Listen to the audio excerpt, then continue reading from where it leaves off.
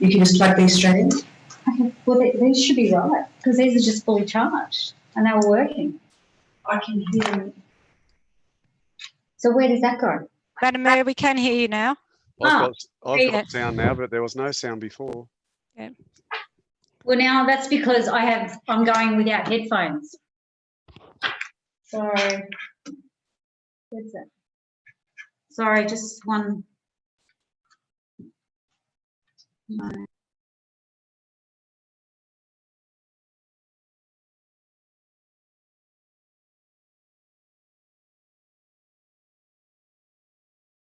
I know, but they're working on it. Testing. No, you can't. Nobody can hear me, can they? Oh, okay. I can't. I've got no feedback. Sorry. Sorry for the now we seem to be working, so we will repeat. My apologies. I'd like to welcome everybody to the 11th of May 2020 Council meeting. In line with physical distancing and large gathering restrictions, tonight's meeting will continue to look a little different to our viewers at home. We have a team operating remotely and councillors in the safety of their own environments. The ordinary meeting of 27th of April was our first meeting held remotely for the Central Coast Council staff and councillors. We have welcomed your feedback and tried to improve the experience for those watching by webcast.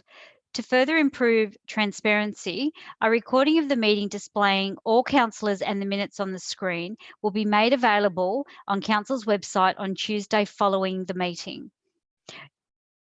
In the interest of our community, when calling the vote for and against, councillors will now be asked to keep their hands raised until the whole of the count and the vote is called. We may experience some technical issues as we navigate our way through this evening's meeting. And if we do, I ask that you please be patient with us. Due to technical constraints, the public forums will not be held prior to the ordinary meetings. However, those wishing to submit a written submission are welcome to continue to do so, and the correct process is detailed on Council's website. Further to the feedback received, 2 for and 2 against submissions will be read out. I have no doubt that many of you joining us in the community are looking forward to the opportunities of the easing of stage 1 restrictions, which will be provided on Friday. However, I must reiterate the importance of our community in remaining vigilant, continuing to look out for each other and maintaining your physical distancing. It is important to us as a community and individuals that we do not become complacent. Through our actions, let us together continue to keep the numbers low in our region in minimising the spread of the coronavirus. My heartfelt thanks goes out to all our council staff who have overcome the various challenges involved in working differently whilst delivering community and providing essential services to our community. Council continues to be open for business in the front line, in our communities and behind the scenes. I thank you all for your resilience during this time. I will now hand over to the CEO, Mr. Murphy, to run through some specifics of the meeting tonight. Thank you, Madam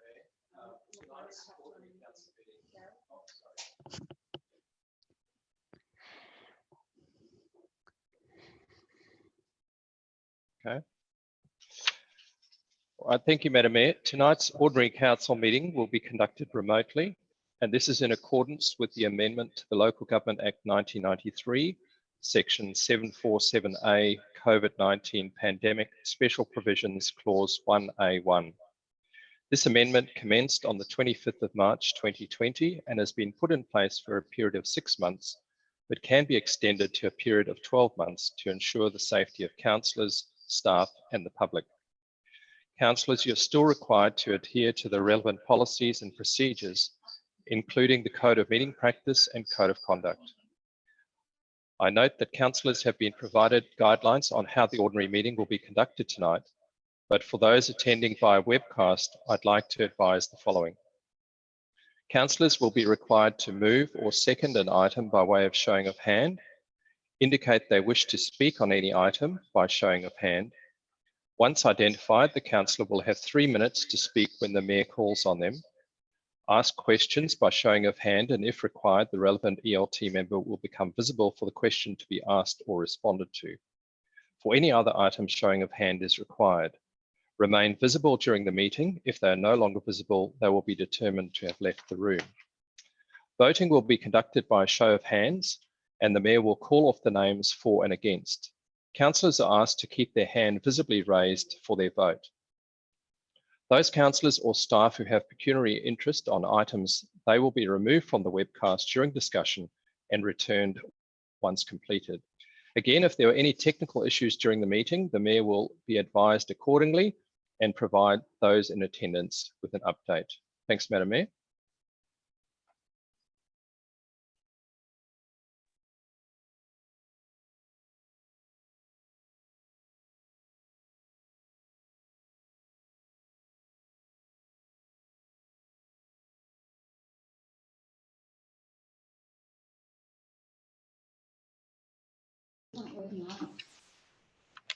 Apologies, councillors and members of the public. We are having a small technical issue and the Mayor's just addressing it now. Thank you for your patience.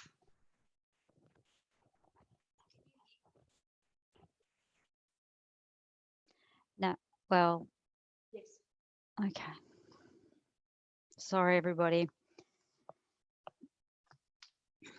I'd like to remind councillors and staff that this meeting again is being recorded and webcast, so be mindful of what you say. Please make sure you turn your electronic devices to silent and ensure that you are free from any interruptions, as it will make it hard to hear what's going on. I'd like to acknowledge the traditional custodians of the land, the Dark and Young people, and pay my respects to the elders past and present and the emerging. Councillors, I note that there are no apologies for the meeting this evening. However, do we have any requests of absence for future meetings? Councillors, I see no hands, so therefore we'll move on. Thank you. Or do I have a mover that there are no apologies? Thank you, Councillor McGregor, second by Councillor Sundstrom. All those in favour, please raise your hand. Unanimous, thank you.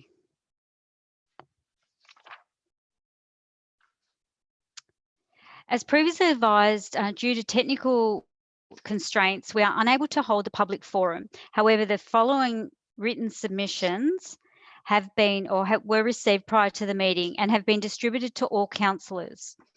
After each item, I'll be asking Ms. Shane Sullivan, Unit Manager Governance and Business Services. She will read out the submissions for the first 2 submissions received in favour and also the first 2 submissions received against the item for record.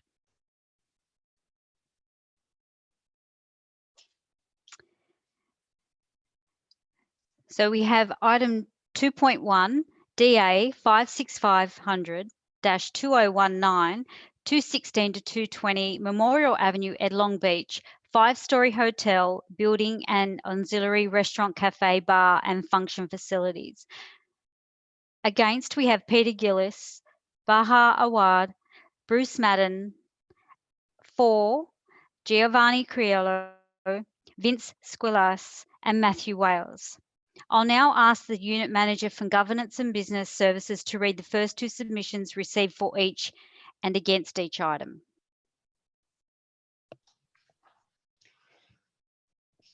Thank you, Madam Mayor. The first submission is from Peter Gillis, 2.1. The following comments on DA 56500 are submitted by Peter Gillis as spokesperson for the Long Beach residents group are read. The comments are collated from residents' objections to this development. Ettalong Beach residents have a major concern that council is allowing developers to ignore compliance rules by recommending approval for large developments which push the boundaries of these rules. The proposed hotel for the site 216 to 220 Memorial Avenue, DA 56500, has done exactly this. The building height is excessive at 18.7 metres in a 17-metre zone. The developer has proposed this because they know that council will approve a height within a 10% limit of the maximum zone height. Council's recommendation is that, quote, visual impact of the proposed exceedances has been minimised through the well-considered location and design of structures.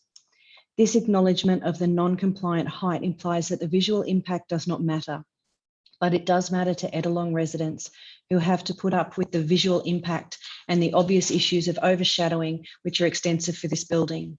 The proposed setbacks for DA 56500 are almost nil. There is a requirement for 3 metre setbacks at the southern and eastern laneways, and this DA proposes nil on the eastern side and only partial setback on the southern boundary to accommodate arrivals and departures. The lack of setbacks makes this proposed building more than 15% bulkier than if the setbacks were compliant. And it makes the building envelope volume over 25% the size of a compliant structure. That's a massive visual impact, which is justified by the council recommendations with statements such as, quote, the proposal takes inspiration from world-class beach hotels and resorts. Council states further that the proposal is, quote, a design that is well suited to its location within Ettalong Beach. The residents feel that the design is unprecedented in Ettalong Beach. It does not complement the existing buildings in the commercial corridor of the village, and it is totally unsuitable and overscale in the seaside village. You will recall that the residents were vociferous in their objections to the adjacent buildings, Atlantis and the Mantra, and this proposal would add to the height rise circus if approved. An even more pressing issue for the residents is the lack of car spaces. Council is recommending approval for 77 car spaces rather than the 108 spaces required for compliance. The shortfall of 31 spaces will seriously impact local parking in even moderate to tourist periods and will be chaotic during peak tourist seasons. This has major ramifications for local businesses, nearby residents and residents shopping or using local professional services. Council has excused the shortfall based on average occupancy figures, plus a contribution to council for some of the non-compliance. They conclude that the total shortfall is 2 car spaces, which is, quote, not considered to be contrary to the public interest. This is clearly not the case. If the hotel proposal had been compliant for height, bulk and setbacks, the 77 underground car spaces would probably be sufficient due to reduced occupancy units, number of employees, and size of restaurant space. If approved, this development will add to the traffic and parking pressure being created by the 52 units in DA 49986, soon to appear on the existing Centrelink site, which is only 2 blocks away from the proposed hotel site. Ettalong Beach has only 20 on-street parking spaces in the 3 blocks of the main commercial street and 10 spaces in Memorial Avenue outside the proposed hotel. The local parking spaces reflects the small village nature of Ettalong Beach, and there is no scope for increasing the number of spaces.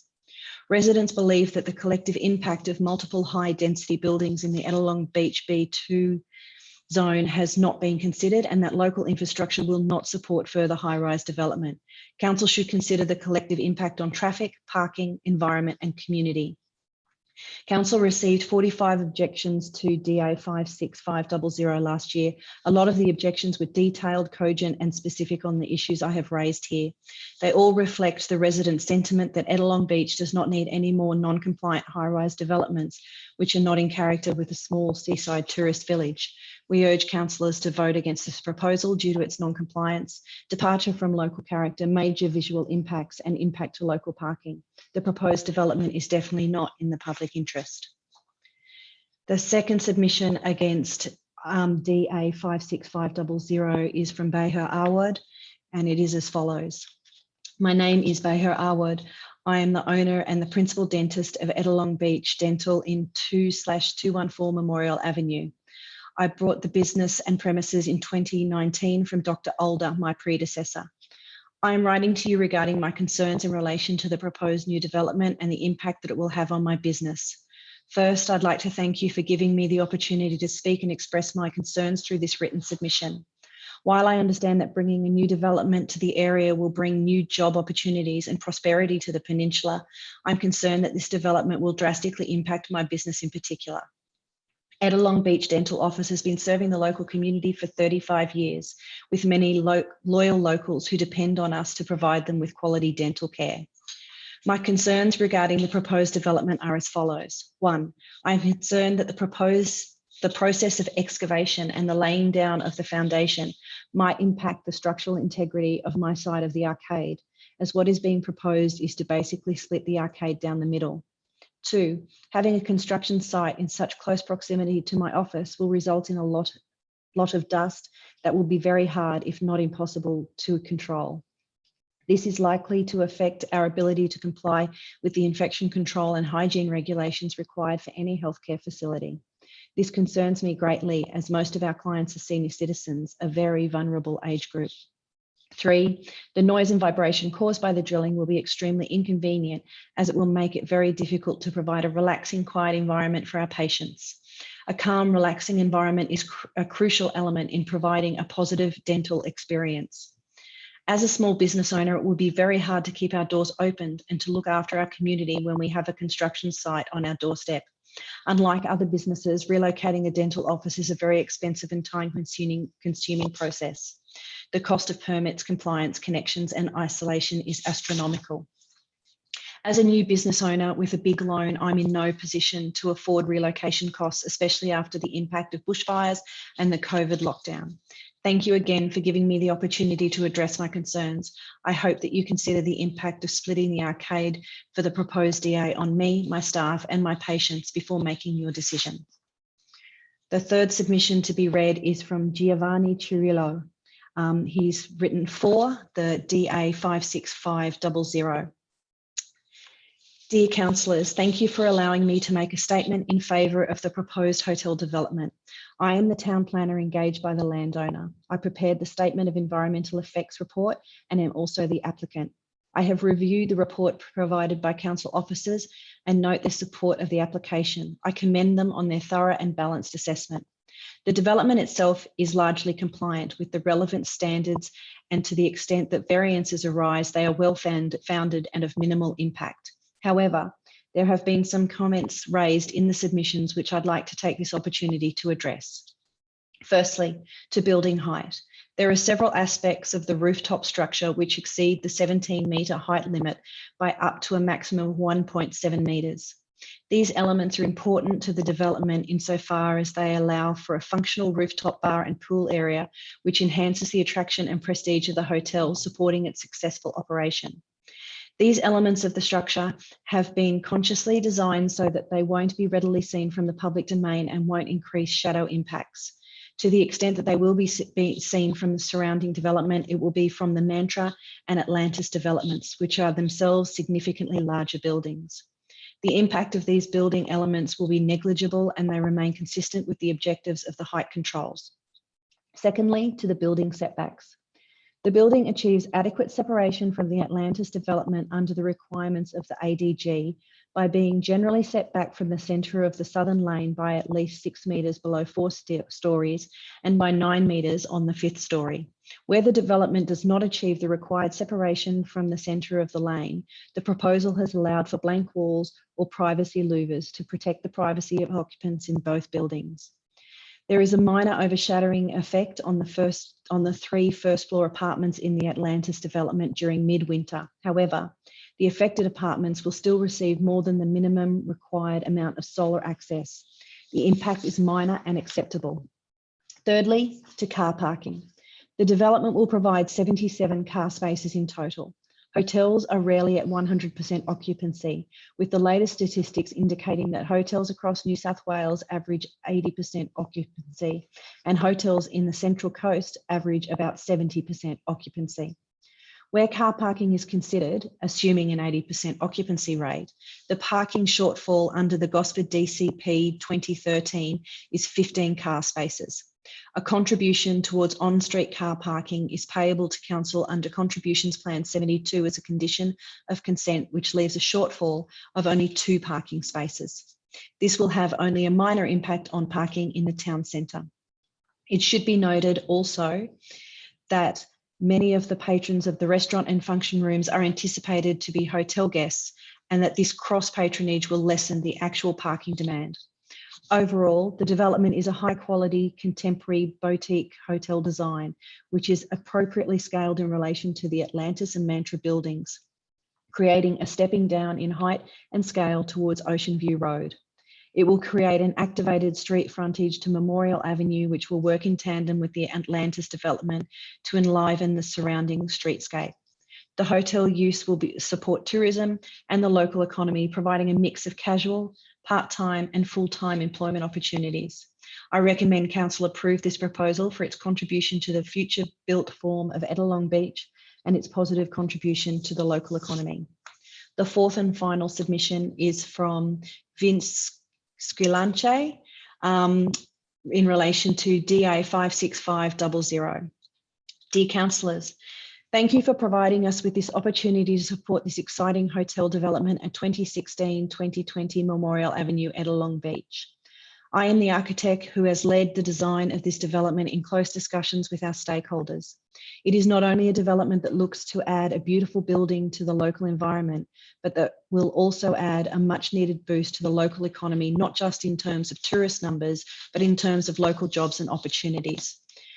Our studio has 25 years of experience in boutique hospitality as well as residential venues. We have worked on projects such as Hugo's Manly, Clovelly Hotel, Manly Pavilion, The Landing, Honeysuckle Newcastle, Trinity Point on Lake Macquarie, and various boutique residential developments on Sydney Harbour and other sensitive coastal areas. We are extremely excited about the prospect of bringing our experience to this amazing location and working with Council to revitalise the area. We have sought to design a unique and iconic building for the local area that is accessible to the public, promotes tourism and the local economy. The building has been well considered in terms of the fine-grained design, not only to the external facades, but through the design of the interiors, all common areas, the common green internal courtyard, and the rooftop, which will provide an amazing amenity to the occupants of the hotel. The vision for the development has been to create a local hub, not just the tourists who will be drawn to the boutique development, but also for the locals who frequent the beachside. The development will create employment opportunities for the local area, as well as offering a modern destination for tourists. It will also be a meeting place for the local and tourist communities. The proposed built form has been carefully considered to create a building that not just contributes to the local area, but lifts the standard in architecture, creating a modern and interesting building mass that blends in with the two large developments known as the Mantra and Atlantis developments. The views from the public domain will generally always contain these two buildings to either side and create a gateway into Ettalong Beach. The development has been designed with its relationship to its neighbours and local area as a key driver. Both setbacks and privacy have been addressed via the use of decorative blank walls and fixed privacy louvers. The extent of blank walls has been broken up with the use of recessed voids and balconies to reduce the appearance of building bulk. Furthermore, rooftop gardens and planters have been extensively and strategically added to areas to soften its appearance and create privacy to both occupants and neighbours. The corridors and lobby have been designed to utilise natural ventilation and open garden landscape. It creates an environment that epitomises the beachside character of Ettalong Beach.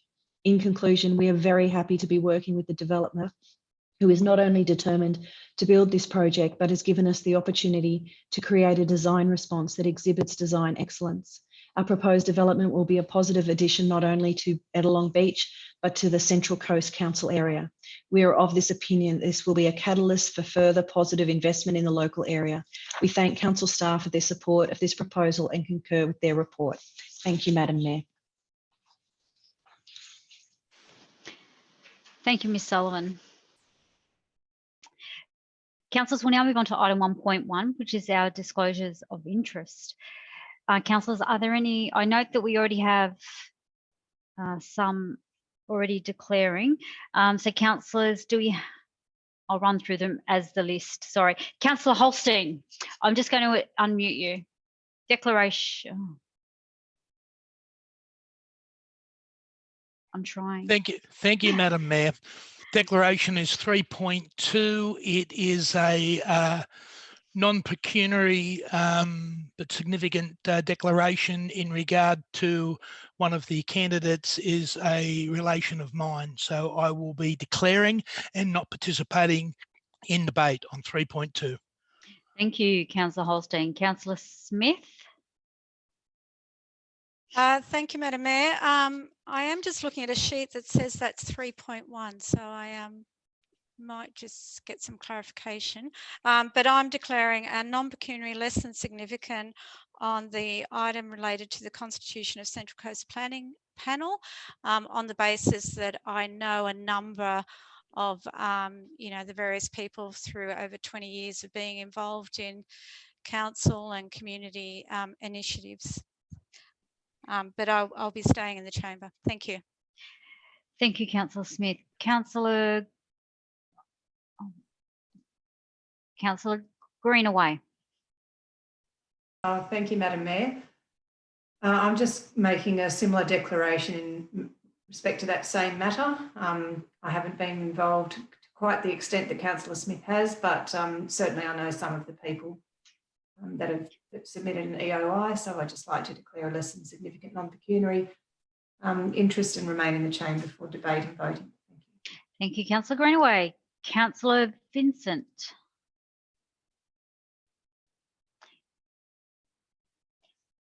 You need to accept the unmute, Councillor Vincent. Thank you. Yep. Thanks for that. Sometimes staff do that with the controller. No, I did do it on the controller, Councillor Vincent. You need to accept. Yes. Okay. Are we declaring for all matters or just 3.2 here? No, all of this is now your full disclosure, Councillor Vincent. Any matter you need to disclose in. 3.1 land care strategy.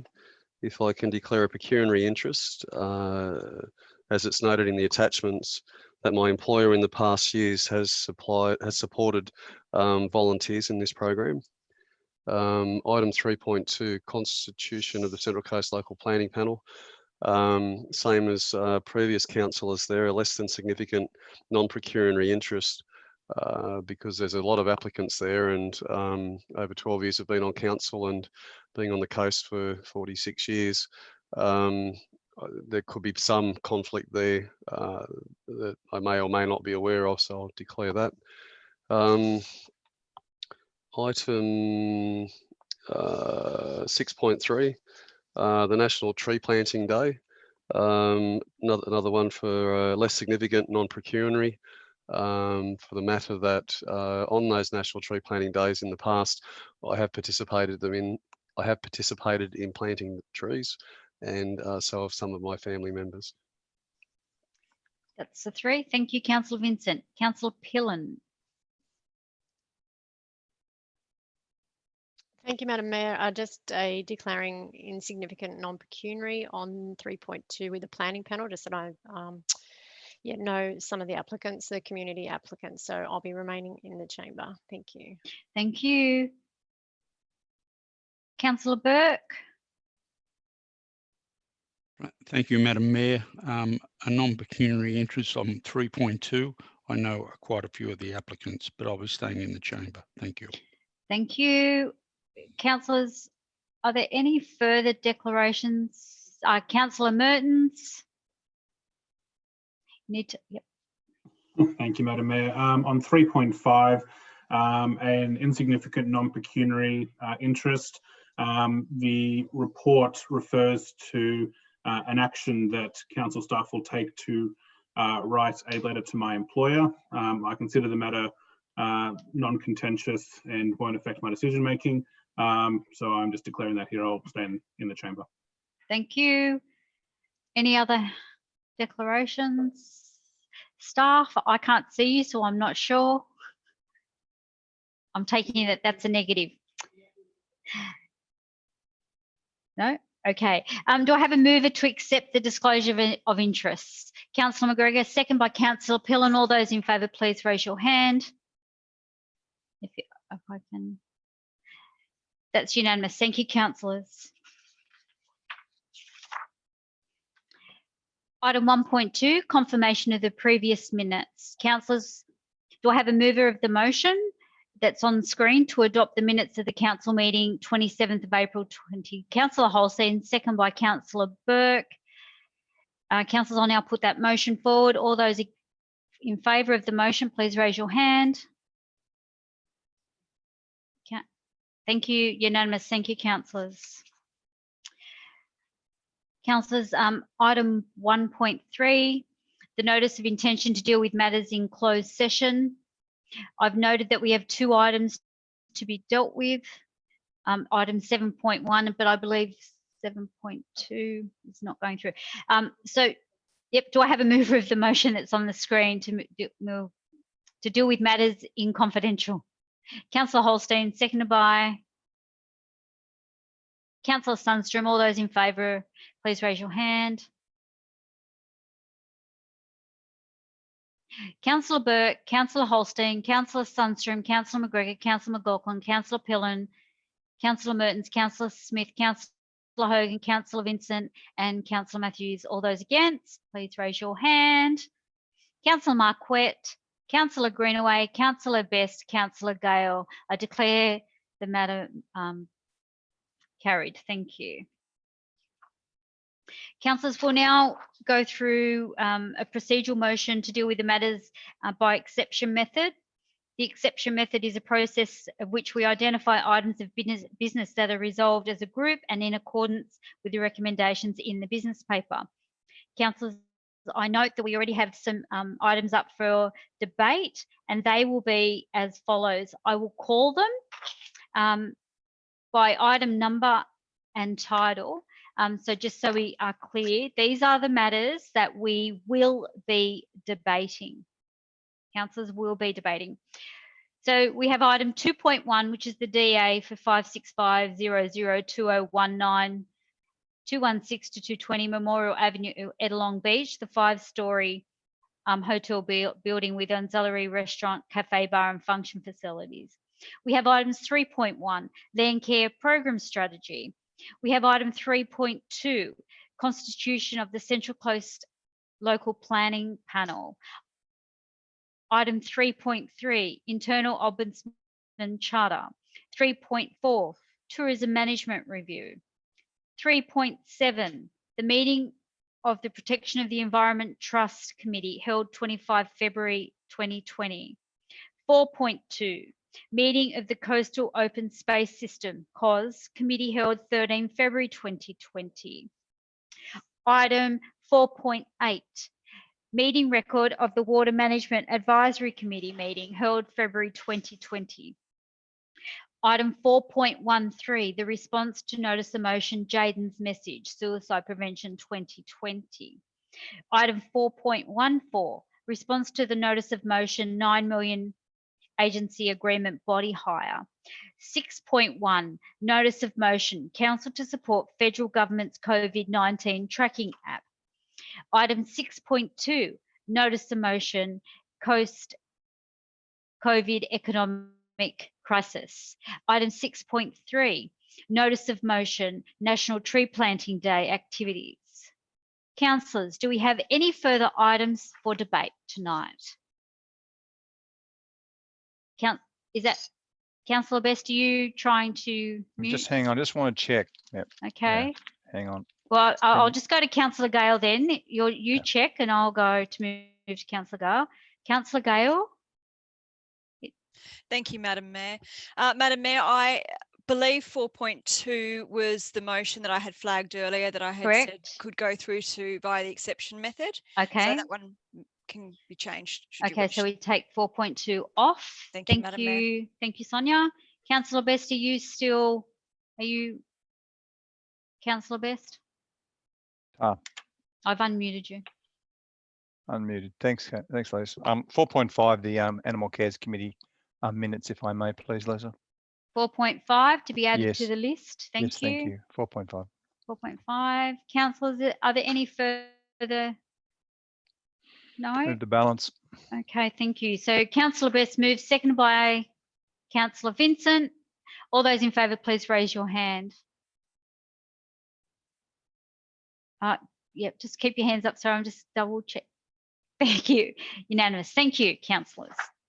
Okay, councillors, we'll move on to the very first item, which is item 2.1, the DA 565002019 216 to 220 Memorial Avenue, Ed Long Beach, the 5-storey hotel building with auxiliary restaurant, cafe, bar and function facilities. I note that Councillor Holstein, you wanted to debate it along with Councillor Smith. Did you want to move it, Councillor Holstein? Oh, I need to unmute you. Not at this stage, Madam Mayor. I have some questions for the director once we have a motion. Does somebody want to move? Councillor Mertens, seconded by Councillor Gale. Did you want to open, Councillor Mertens, or are you happy for Councillor Holstein to ask a question first? Do you want to open debate? Holstein. Sorry? Councillor Holstein can ask some questions before I speak. Thank you. All right, thank you. I'll put back on mute. Councillor Holstein. Look, thank you, Madam Mayor. I've read with interest, and I've also this afternoon gone through all the submissions, and there's a few things that have concerned me in regard to the development application. I thank Mr. Cox for the answers to some of the traffic movements. In regard to the rear lane, I'm still got some major concerns around pedestrian movements. This is an area that in time of just normal, let alone holidays, gets a fair bit of traffic through the rear lanes and that. If the director could please give some advice in regard to the issue of safety and the large vehicle movements with rubbish being collected from the small lane at the rear. We're going to have large vehicles in that lane. How are we going to deal with the pedestrian issues?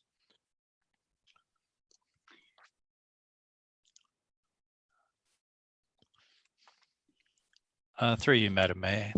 Thanks for the question, Councillor Holstein. The issue about safety in the laneway has come up previously, even before this development, and I believe it was referred to the Traffic Committee once, and it was sought to have the laneway one-way only. There are parts of the laneway that are two-way. That request was rejected by the Traffic Committee, so I've been told. In terms of safety, in terms of large vehicles using the laneway, it's a smaller, rigid vehicle for the garbage collection. The council's traffic engineers and development engineers have looked at the laneway, and based on the fact that it's currently a low speed area, they haven't raised any additional issues in terms of pedestrian safety, and having regard to the fact that at times there will be the need to use vehicles to get to the loading docks at the rear of the site.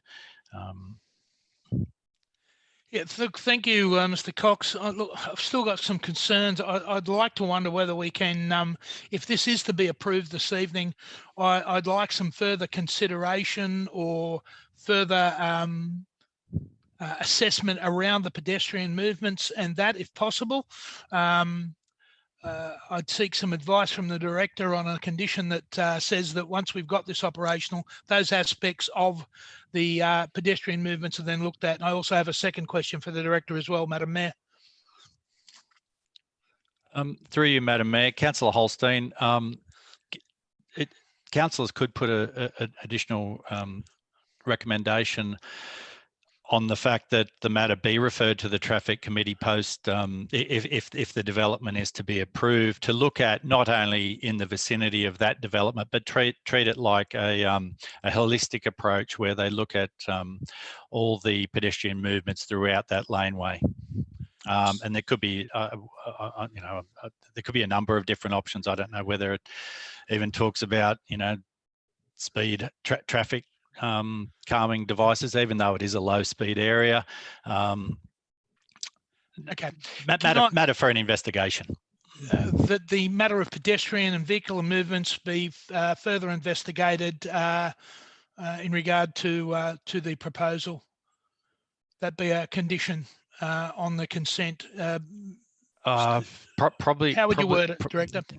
I think you would have to separate. It couldn't be a condition of consent because I think you're. Yeah, you could actually no. You could have an audit. Yeah, councillor. Thank you. It could be an audit of the pedestrian safety and traffic movements. Prior to the release of an occupation certificate. Alternatively, there is a condition on the consent already requiring a traffic and pedestrian movement plan to be developed prior to the release of the construction certificate. So I'm not sure whether or not that addresses your concerns, or you would still like an audit post the development, prior to the release of a construction certificate. Or that report that you talked about going back to the traffic committee. That could be an option. Can I ask the mover of the motion, Madam Mayor, whether he'd accept that? Agreed. Go ahead, Councillor Holstein. Would you, Councillor Mearns, would you accept that addendum that the audit in regard to traffic and pedestrian movements come back to the traffic committee?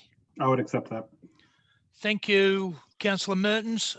So, Councillor Holstein, you'll need to get some words, I guess, up on the.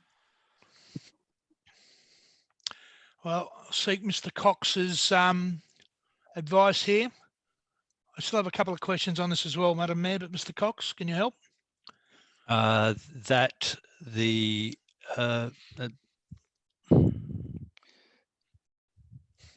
it'd be number 3, I think, Sonia. Yes. Yeah. I'm just trying to work it into the current resolutions.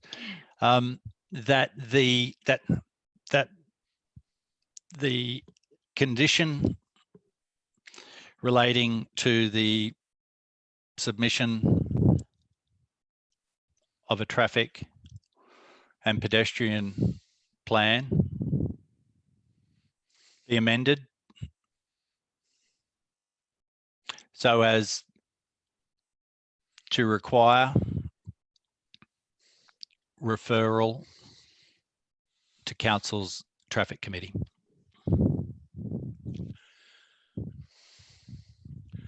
Councillor Merton's right with that, Madam Mayor? Yes, he's nodding.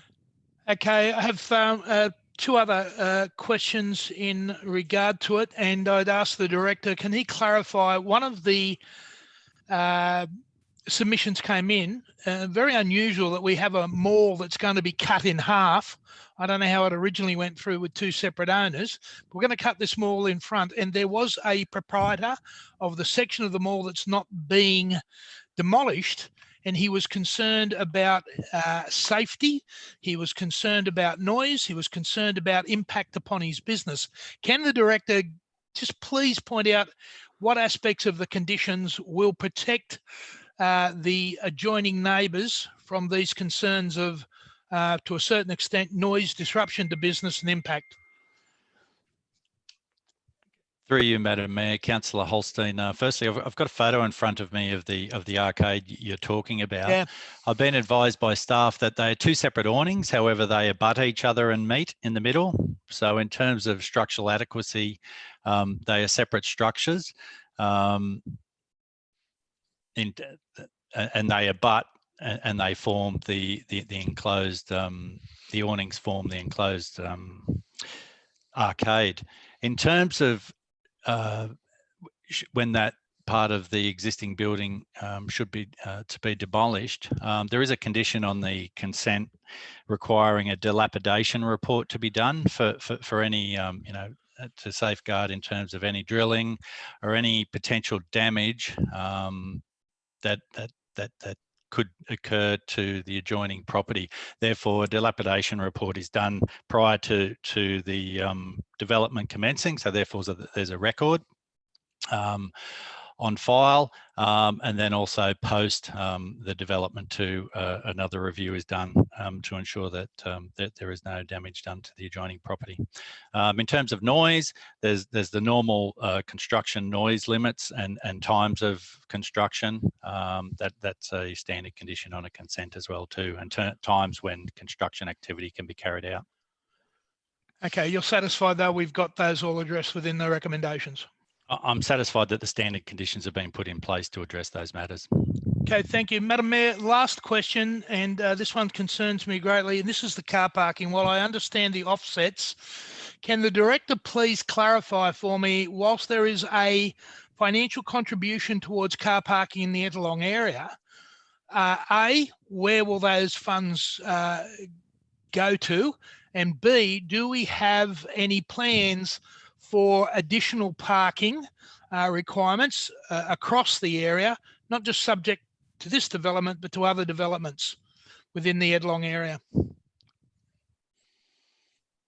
Through you, Madam Mayor. Councillor Holstein, the contributions which will be collected will be collected to be put back into general revenue. The car park was built with part funds from the contributions plan and part funds from general revenue.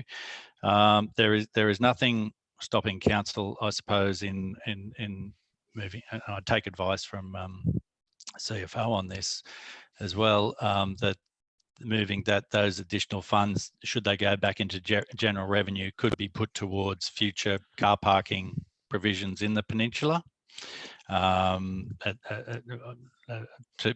be put towards. You know, I don't have a list of what current projects are on foot at the moment, but that is one potential. There are a number of contributions plans similar to this. I know that there's contributions plans for your minor too that also collects money for car parking for the purchase of properties for future car parks. But I'm not aware specifically which particular contributions plan at this point in time.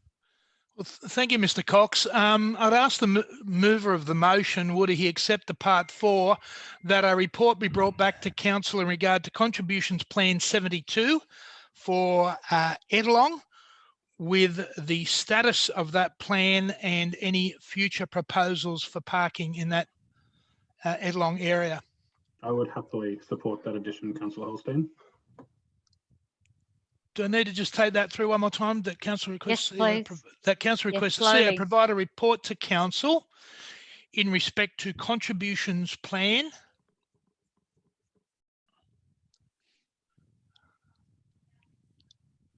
(72),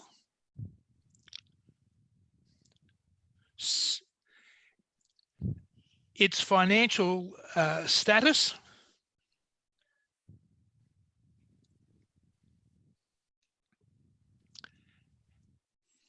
and what future parking proposals are available in Ettalong.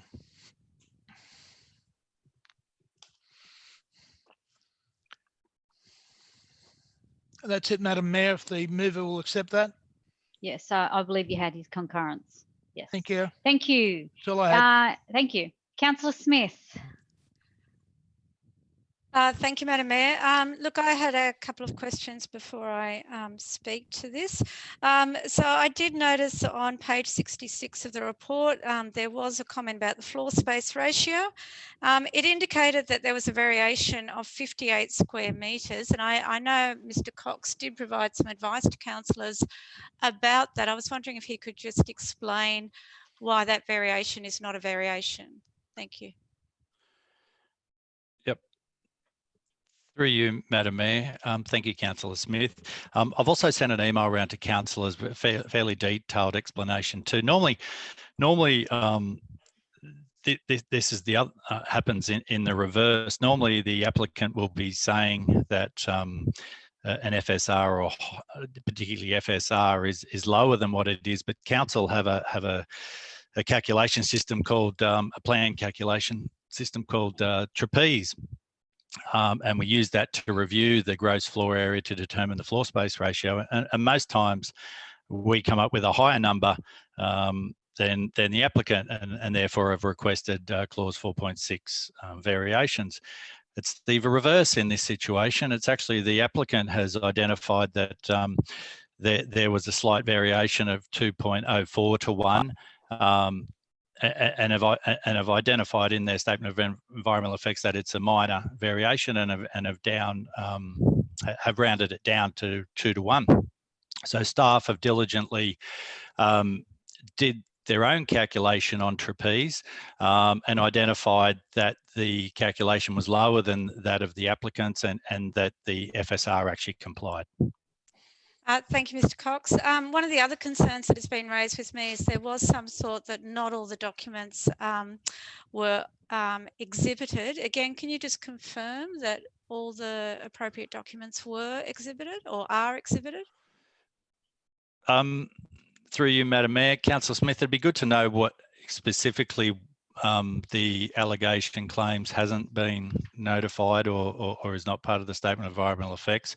But I have asked staff on 2 occasions since a briefing this afternoon, and staff have reviewed again and identified that they're satisfied that all the documents were provided as part of the consultation process. Okay. Yeah, look, I can ask for a list to be sent to staff so that that can be confirmed. I know it may well be after the fact, but it may still be worth doing that. And look, my last concern is about the car parking as well, the significant shortfall in car parking.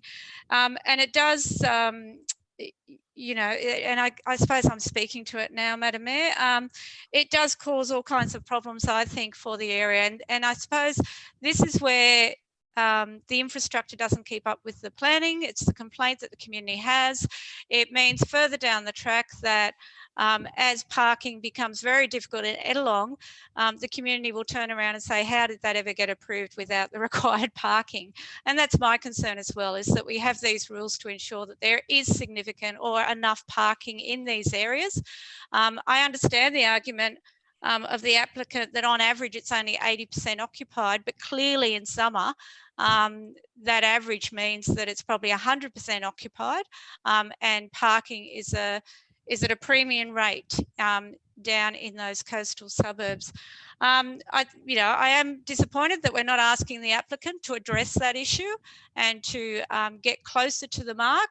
I think it is a significant issue for our community, and I think they will be extremely disappointed as they experience the challenges of a lack of parking in Ettalong as some of these developments proceed, when really the rules say, or the DCP says, that there is a required amount of parking to be provided.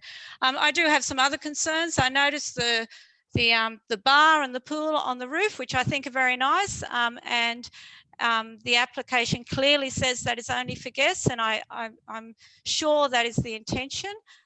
But I would suspect the reality will be that further down the track, it won't only be guests using it. And I have concerns about how that might be managed. And I might just finish with that question too, again, to the director. What is the compliance of that requirement that only guests use the pool and the bar and are not there later than 9 p.m. at night? How is that sort of managed? The use of the facilities will be a condition of consent. In terms of whether or not guests use the bar or it's open to the public, I believe that was just an operational matter and a decision that the hotel have made, not a planning requirement in terms of whether it's guest or the public use it. The key thing from a planning perspective was the times of operation, and I believe that the time limit for the closure of the bar is 9 p.m. So sorry, Mr. Coxon, can I just clarify, has that been factored into the parking then? Is the parking assuming that it's only for guests and not for visitors as well? I'd have to take that on notice, Councillor. All right. So, Madam Mayor, I want a development to go ahead there. I'm disappointed that we couldn't encourage the applicant to do something that was a little bit more compliant and addressed many of those concerns. And I would be interested in that parking question. Thank you, Madam Mayor. Unfortunately, I'll be voting against it. Yep. Thank you. Councillor Mertens, would you like to? Thank you, Madam Mayor. Just a question to Mr. Cox before I speak.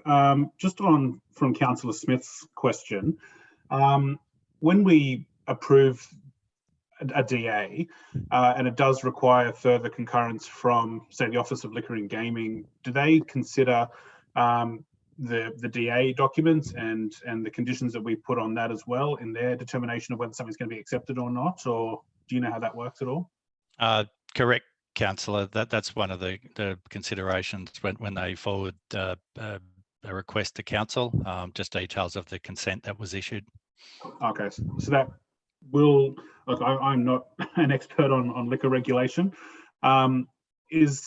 Is a part of the, I'm sure you're not as well, but is part of that consideration that they're going to make the office going to say that it can only be for guests? Is that something that can be considered? I don't know. Do you know? Yep.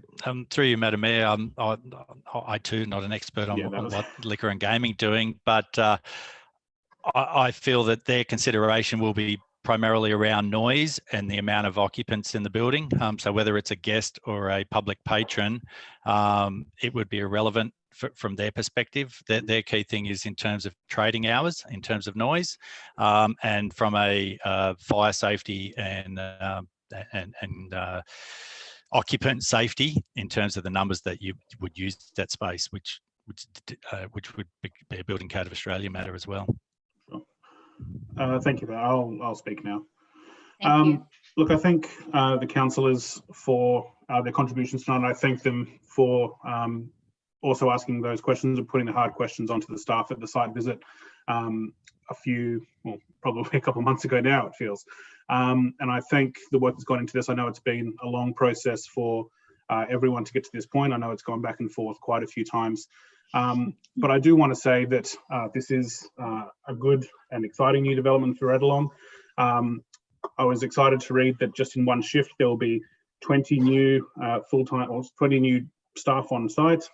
That's just one shift, and there'll be 24-hour shifts. So I'm excited for the contribution that this development will make to local jobs, and it will be a vital town centre activation for Edelong. I know it was only 6 months ago that Edelong were struggling, and they put on various events, including the red carpet day to try and spruik local business and local options for shopping. And this will absolutely go towards making sure that is a more viable option for people. It will bring dozens of new visitors to Edelong to enjoy, and it'll make a difference, because with the ferry back up and operating, I know that people will make that choice to not just go home in the afternoon, but to stick around and stay overnight. And this gives them a viable option to do that. I note the shortfall of car parking after the contribution plan, and I look forward to getting some more answers back on those matters. I think it's an ongoing issue that we face on the peninsula and across the coast. It's not only localised in Edelong, but I hope that the fact that the development is close to public transport routes and buses, several buses, and also quite close to the ferry terminal, which I imagine is where most people will be accessing it from, will mean that people will be accessing it via the ferry and coming in from that direction. And it's just a short, less than 10-minute walk to the hotel from the ferry wharf. But we do have a real opportunity to turn some of those day trippers into overnight stays. And I think that's very important. And when we're looking at later on tonight, we do discuss the tourism management on the Central Coast. And with that highlights that we received 1.7 million domestic overnight visitors last year. And every industry, whether it be food and beverage or accommodation, our town centres, our chambers of commerce, our shop owners, our governments, we all note the lack of accommodation options on the Central Coast. It's the one thing that stands out is why we can't attract more domestic overnight stays. And hopefully this development, if it gets up tonight, will go towards making sure and making that possible, that we can attract, and we do have a variety of options for people to stay when they want to come to the coast. So I do commend this report to council, and I thank the councillors for their contributions tonight. Thank you, Councillor Mertens. Do I have any? Councillor Gall, did you want to speak to the motion? Yes, I will. Thank you. Thank you. Thank you, Madam Mayor. I concur with Councillor Mertens. He summed it up brilliantly. I think this is a very exciting project. The restaurant, the cafe, the bar, function centre. The only concern I do have is for the parking, but I think we've addressed that in the amendments. This is exactly what Edelong needs. It has we need to improve the economic environment in Ettalong, which has been suffering for quite some time now. And I do believe that this particular project will increase tourism. So I think it fits in with the character. I think it'll bring the jobs that we need in the area, and it'll be a great project for locals to enjoy and admire in the future. So I support it. Thank you, Councillor Gale. Councillor Best, you have a question? Please, to Mr. Cox. Scott. Yes. Scott, can you hear me? I can, Yes. Councillor Best. Can't see you. Oh, there you are. Good. The staff recommendation that's been slightly amended, as I read it 1 to 4, it's granting consent to the DA. We're telling those who made submissions that we hear them. 3, that the conditions relating to the submission on the traffic and pedestrian plan amended so as to require referral to council's traffic committee. What does that really mean, Scott? I mean, is that a timing issue around that, or is that just a little bit of, filibustering from my colleagues from down south? Through you, Madam Mayor, Councillor Best. No, it actually, as part of the one of the conditions, it requires that the traffic and pedestrian plan to be submitted prior to CC. So it's got to go through an assessment anyway. So I don't think it's going to add any time to it. That's already what you people are asking for, isn't it? I figured that was. Yeah, but not to be referred to the traffic committee. That wasn't in the condition. So it's additional requirement to be put into to go to the traffic committee. So that won't change anything. The development's going to be approved in 1, so there's no changes here. It's going to get a green light if council supports it. That's correct, isn't it? Tonight, yes, that's right. And right. 4 is almost a separate issue in ongoing parking issues, which have been on the ever for that region, as we all know. So 4's got no relevance to holding it back. 3's got no relevance to holding it back. 2's window dressing and 1's approval. Is that correct? Correct, Councillor. Cool. Okay, let's get on with it. Thanks. Thank you, Councillor Best. Councillor Greenaway. Councillor, I'll just remind you we've got approximately 3 minutes left for this item. Thank you. Councillor Greenaway. Thank you, Madam Mayor. I won't need the 3 minutes. I just wanted to say I primarily agree with Councillor Merton that this is a development that will probably see tourists come to Ettalong area and all that sort of thing. And it's always good to see the suburbs progressing with new buildings and a little bit of vitality being added to the region. However, I can't get over the parking hurdle. That is of concern to me. I just think when parking is already at a premium and when residents are always, well, not always, but are regularly contacting councillors about parking problems, just to then go and vote for something that's going to increase the traffic problems rather than try to find a way to address that is just one hurdle too much for me.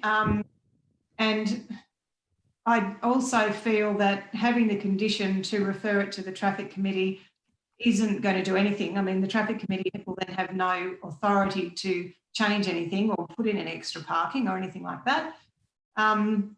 So unfortunately, as much as this does have a lot of merit, as Councillor Merton said, to really do something for the Ettalong region, I just think there should have been a little bit more attention paid to the parking issues, and I just feel that could have been addressed, and then it probably would have been voted for unanimously, and apart from some of the nearest residents who will and businesses who will suffer during construction and possibly after construction, most people I think would be happy to see it go ahead. But anyway, I won't be voting for it in this instance. Thank you, Madam Mayor. Thank you, Councillor Greenway. Councillor Holstein.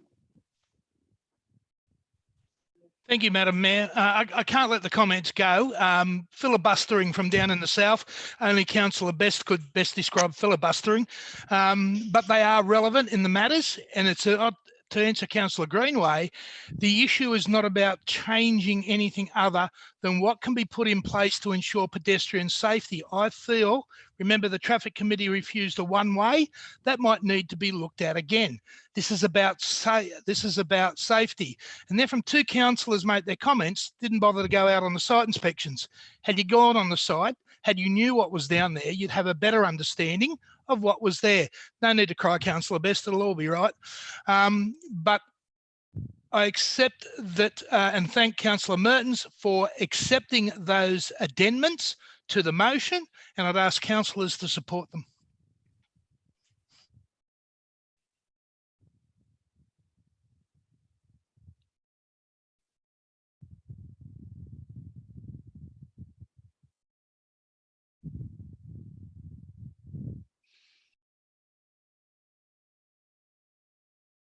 Councillor Burke, yep, your question?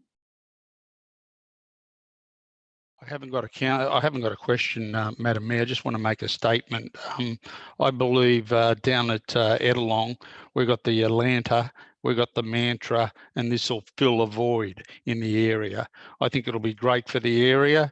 The traffic is not a concern for me. I'm constantly going down there. And just in my opinion, the traffic won't be a problem. So I think we have to give to the community, especially in these times, and I think we have to get on and approve this. Thank you.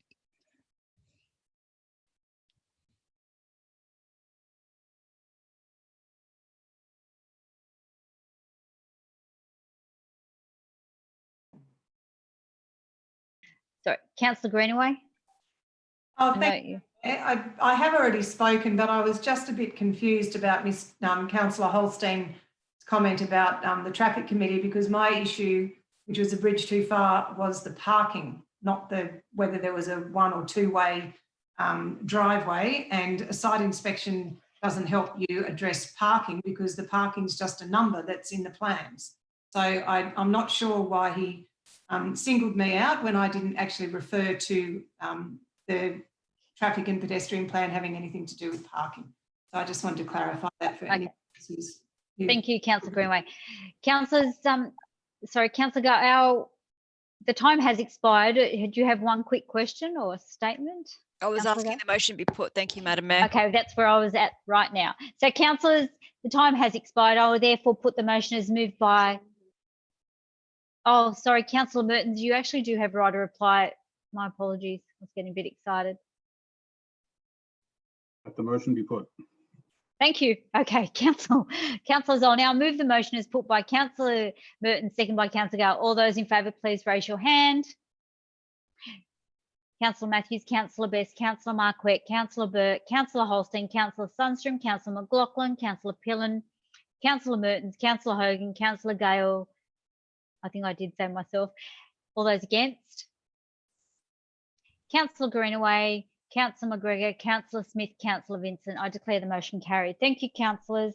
The next motion will be item 3.1, which is the land care program. I have a mover, Councillor Hogan. Councillor Hogan, second. Councillor McGregor. Councillor Hogan.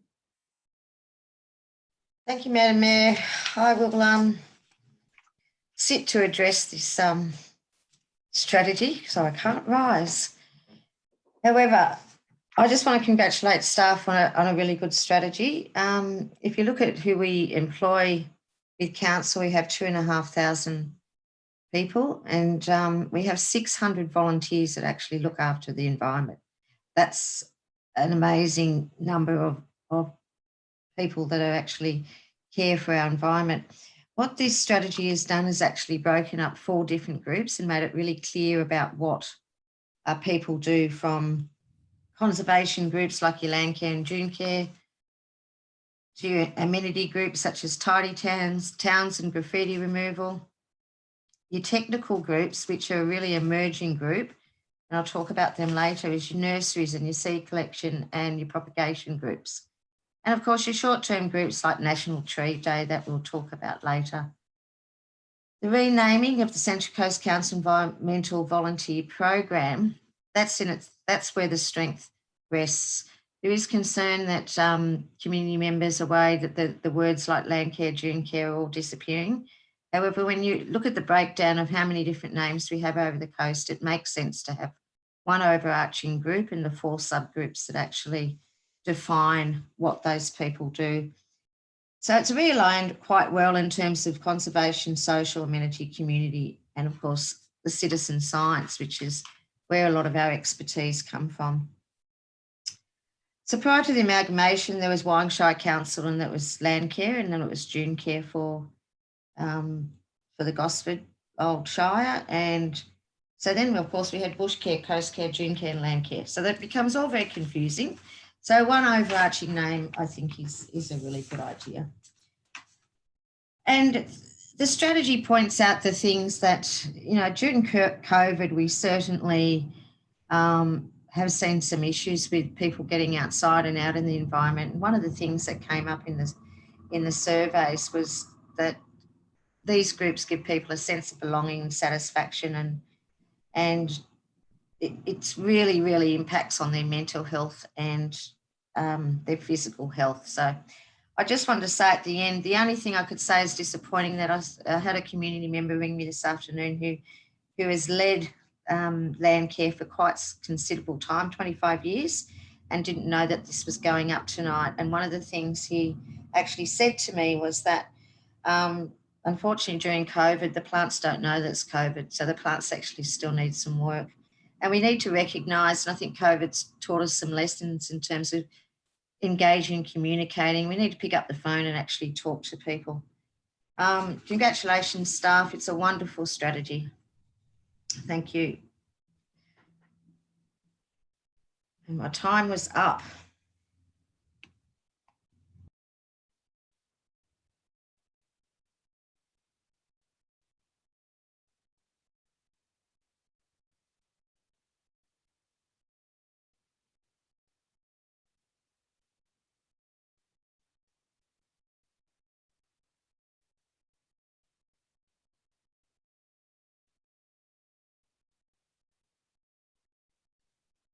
Councillor Sundstrom.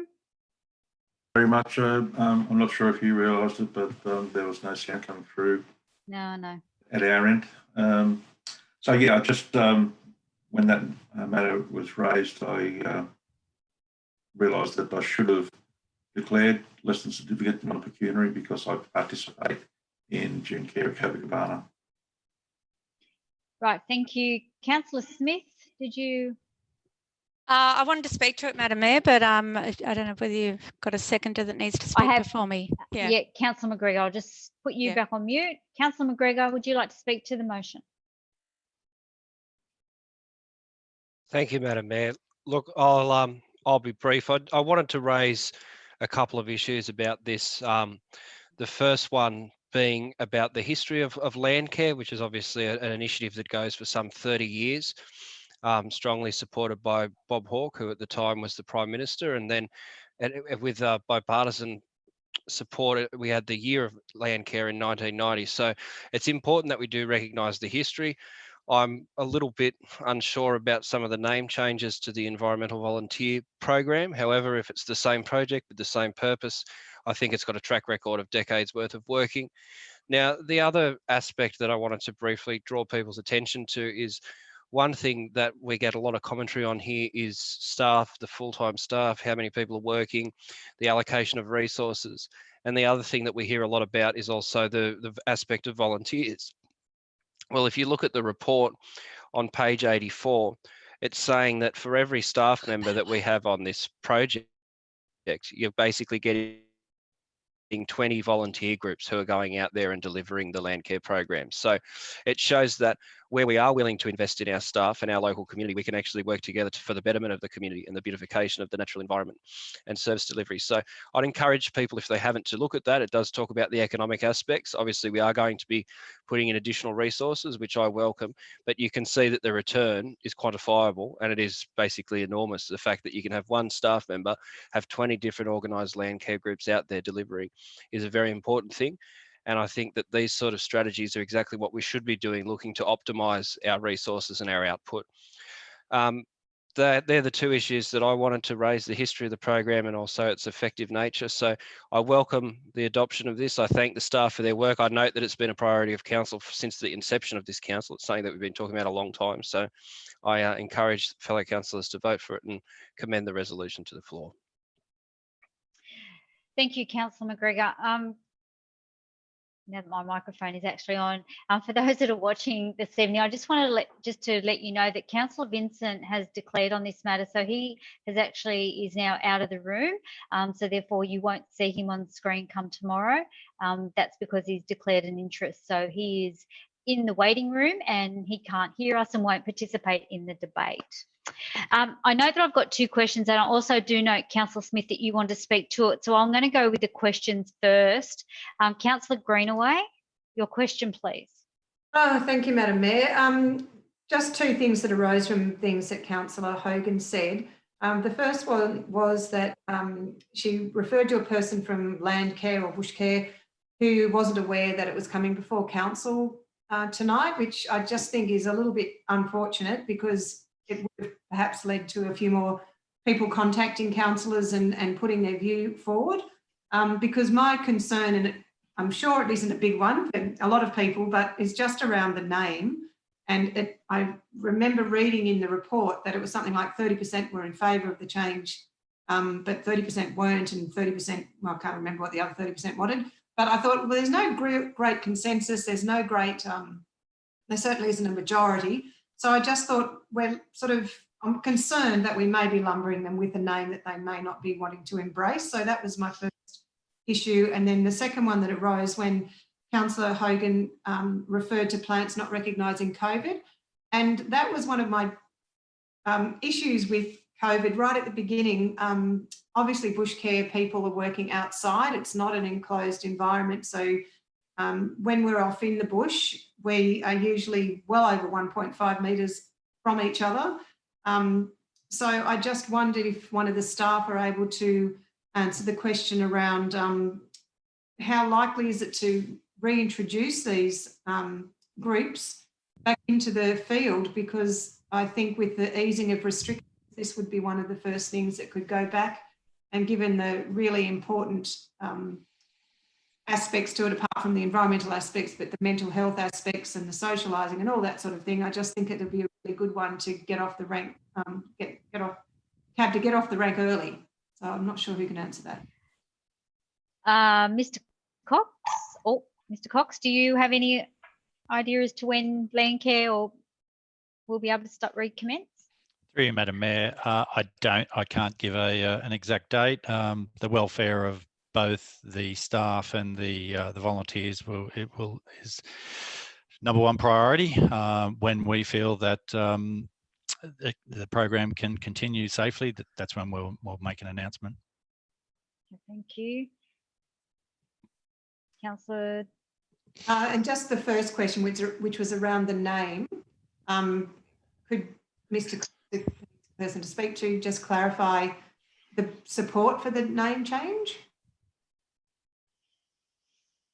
Through you, Madam Mayor, just give me a bit more specifics on that question, Councillor Greenaway. I remember in the report it said something about 30% were in favour of the name change and 30% wanted, I think, to keep the original names, and 30%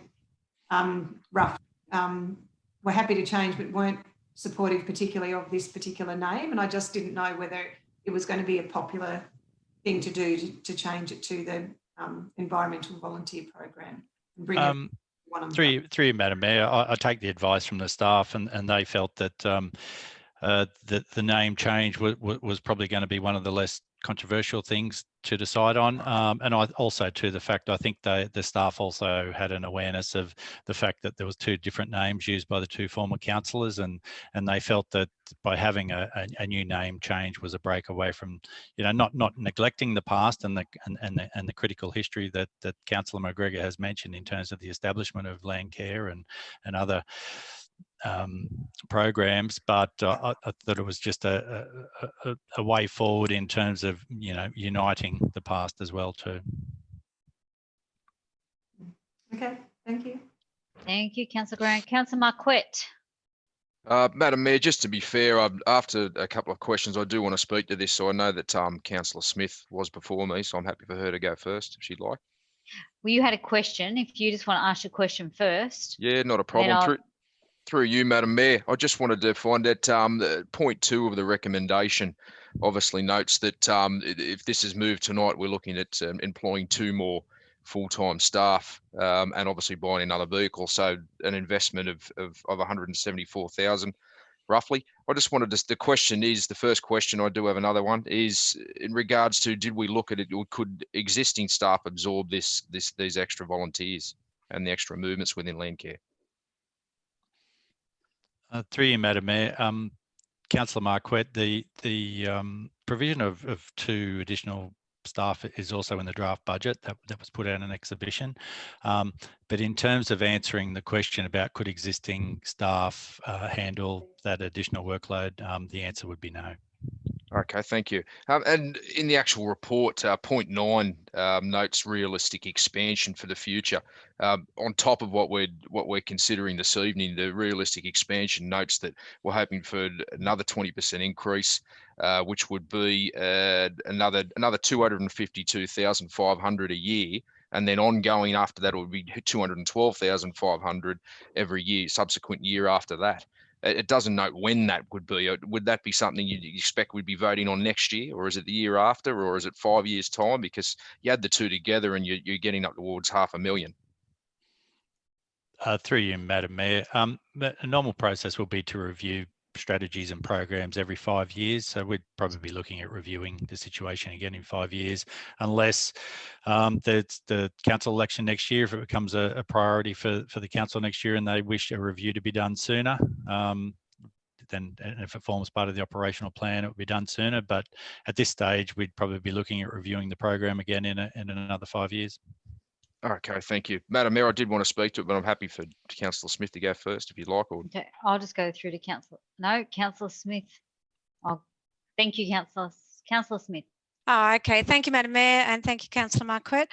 Look, I just wanted to very briefly thank the staff and thank the Director for the strategy. It has been a long time coming, as other councillors have said, and I really appreciate that there has been a lot of work go into this as well, including consulting with the councillors about what they saw as some of the issues and the comments that we were getting from the community.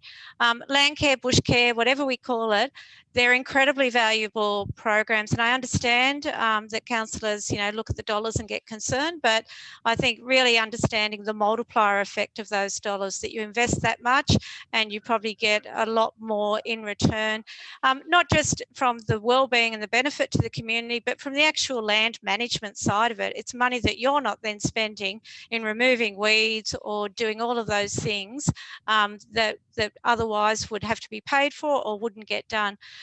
In particular, I do want to thank Director Cox for supporting the expansion of the program. It has probably been at least 15 years that I'm aware of that councils, and I think it's both councils, but it might not be, but certainly Gosford has been turning away volunteers. That volunteers were approaching council saying that they wanted to start doing bush care, they wanted to go and give up their time and their volunteer hours to pull out weeds, and they were being told that they couldn't join the program. And it was simply a resourcing issue, but the effort and the value of that volunteer effort, the placemaking, the ownership, the management that has been lost during that time would be a far greater figure.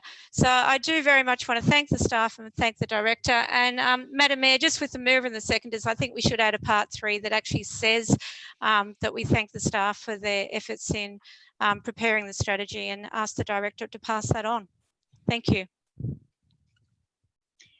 Councillor Hogan, Councillor Smith suggested a part 3, which says that council Yes, requests. absolutely. Oh, unmute me. Yeah, Yeah, I've unmuted you. absolutely. Absolutely. You're fine. Okay, so council requests CEO to thank the staff. Councillor Smith, you might want to just go a bit just slower. thank the staff involved in developing or preparing the strategy. Staff involved in developing the strategy. That's fine. Strategy. Okay, thank you. Thank you, Councillor Smith. Thank you, Councillor Hogan. And I take it, Councillor McGregor, you've got concurrence. Yes. Okay, I'll move to Councillor Mertens. Then I've got back to Councillor Marquette. I've got Councillor Best and I've got Councillor Pillen on questions. So, and Councillor Gale. So Councillor Mertens. Thank you, Madam Mayor. Look, I just wanted to say, looking through the report, it really shows when you do the comparison against the other local government areas, both around us, further afield in New South Wales and also in other states, just how diverse and large our offering is, just in terms of, not only in terms of volunteers, I should say, but also in terms of the roles and range of activities that we do allow our volunteers to take part in. That is an amazing empowerment opportunity for our local people. It does mean that people who live in our area, who move to our area, have a very honest and real buy-in into preserving the amazing environment that we do enjoy. And I think that's a really important thing to be able to pass on. So I think that's a really important part of that report that really does show in those tables what we do allow. I think that's a really good reflection on us. One thing I am pleased to see is the increasing budget allocation. While we do invest more than other council areas on a dollar for dollar basis, we do fall a bit behind when it comes to per capita spending. And I would hazard a guess that a lot of those other areas don't necessarily have the sort of amazing environment that we do enjoy here. So seeing this extra investment will go a long way to preserving that for more people. So I do thank the staff for that. But I do share the concerns of Councillor McGregor, and I think it was Councillor Greenaway or Smith regarding the name of land care being lost. It wasn't something that was in Gosford necessarily. It was more of a Wyong thing, but it does have a great pedigree. It has a great historical significance to a lot of people across the country.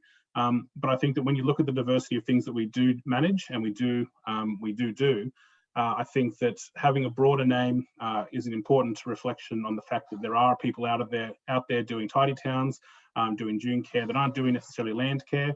But I think it's a fantastic report, and I do welcome the extra investment that will go to making our region an even better place to live. Thank you, Councillor Mertens. Councillor Marquette. Oh, thank you, Madam Mayor. Madam Mayor, I'd like to start by saying if this was normal circumstances, if the world was the world that we all knew 6 months ago, then I would absolutely agree with everything every other councillor said. If we'd had walked into a physical chamber tonight, all shaking hands like Australians always do, and everything was all dandy, then I would have raised my hand for this one straight away. But the cold hard reality is that's not the case. I think we need to look and ensure that we're channeling any spare funds. I'm calling it spare funds because we're already not looking at that great financially. Let's be honest, guys. We need to make sure every dollar we have is quantified and spent on trying to help the private sector, Madam Mayor, trying to get additional jobs in the private sector on the Central Coast, not creating more government jobs. This creates a couple more government positions, and in 1, 3, 5 years, a couple more again, which is fantastic under normal circumstances, but it's not going to do anything. The private sector is hemorrhaging money, hemorrhaging jobs under COVID-19. The government sector hasn't been affected at all. You haven't seen mass sackings at the ABC. There's not councils with mass sackings anywhere across New South Wales. The private sector is in trouble. We need to, every single motion we look at over the next year should be ensuring that we do everything to try and protect that sector. The private sector earns the dollars. The government sector spends the dollars. There won't be anything left, guys. You can't just keep borrowing and borrowing and borrowing. Eventually you run out of other people's money.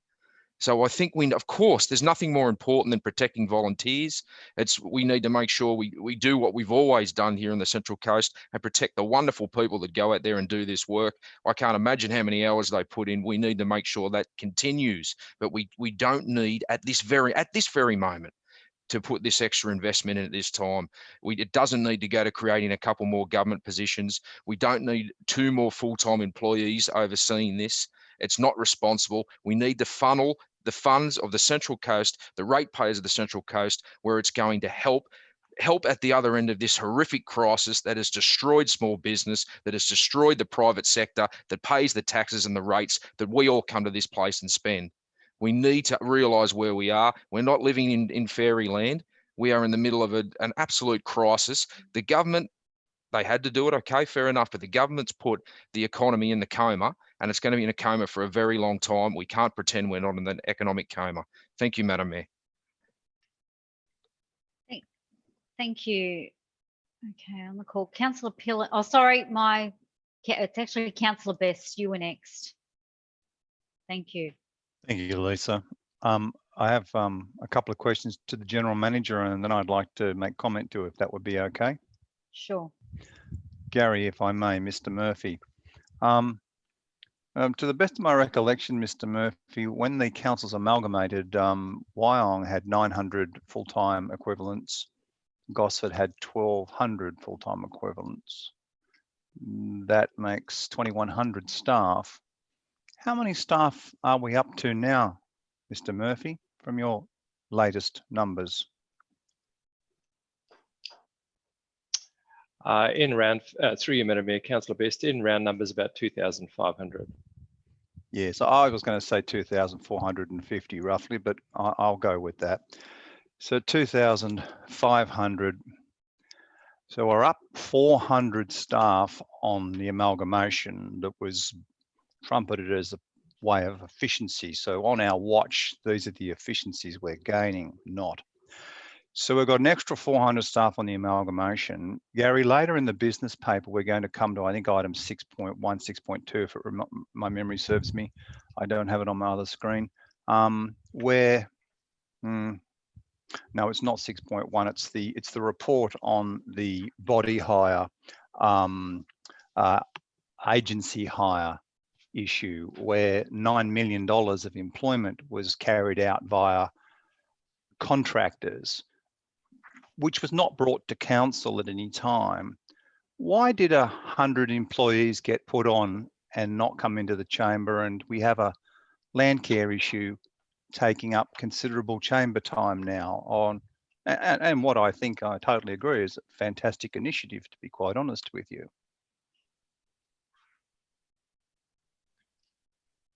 Through you, Madam Mayor. So, Councillor Best, your question is in relation to... Why did $9 million worth of employment go through delegated approval and not be reported to chambers, and yet here we have a matter for $150,000 or less coming through the chamber and having quite some fanfare about it? How is that working out, Gary?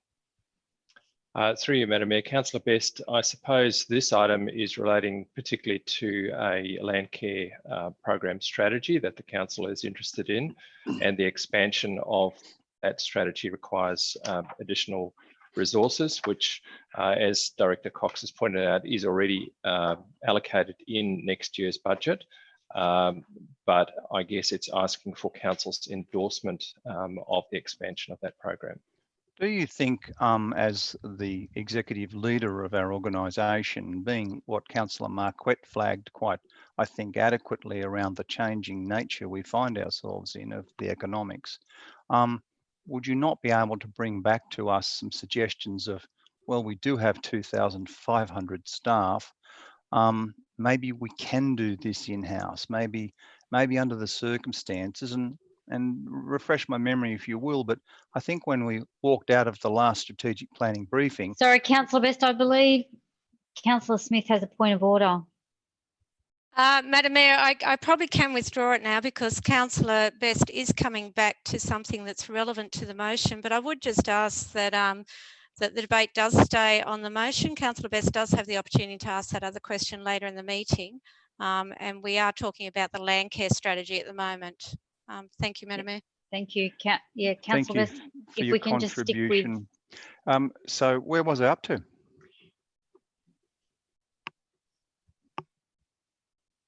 I can't hear you, Lise.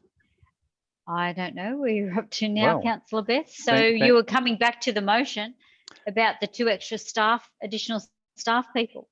Yeah. Okay, I'll speak to the matter.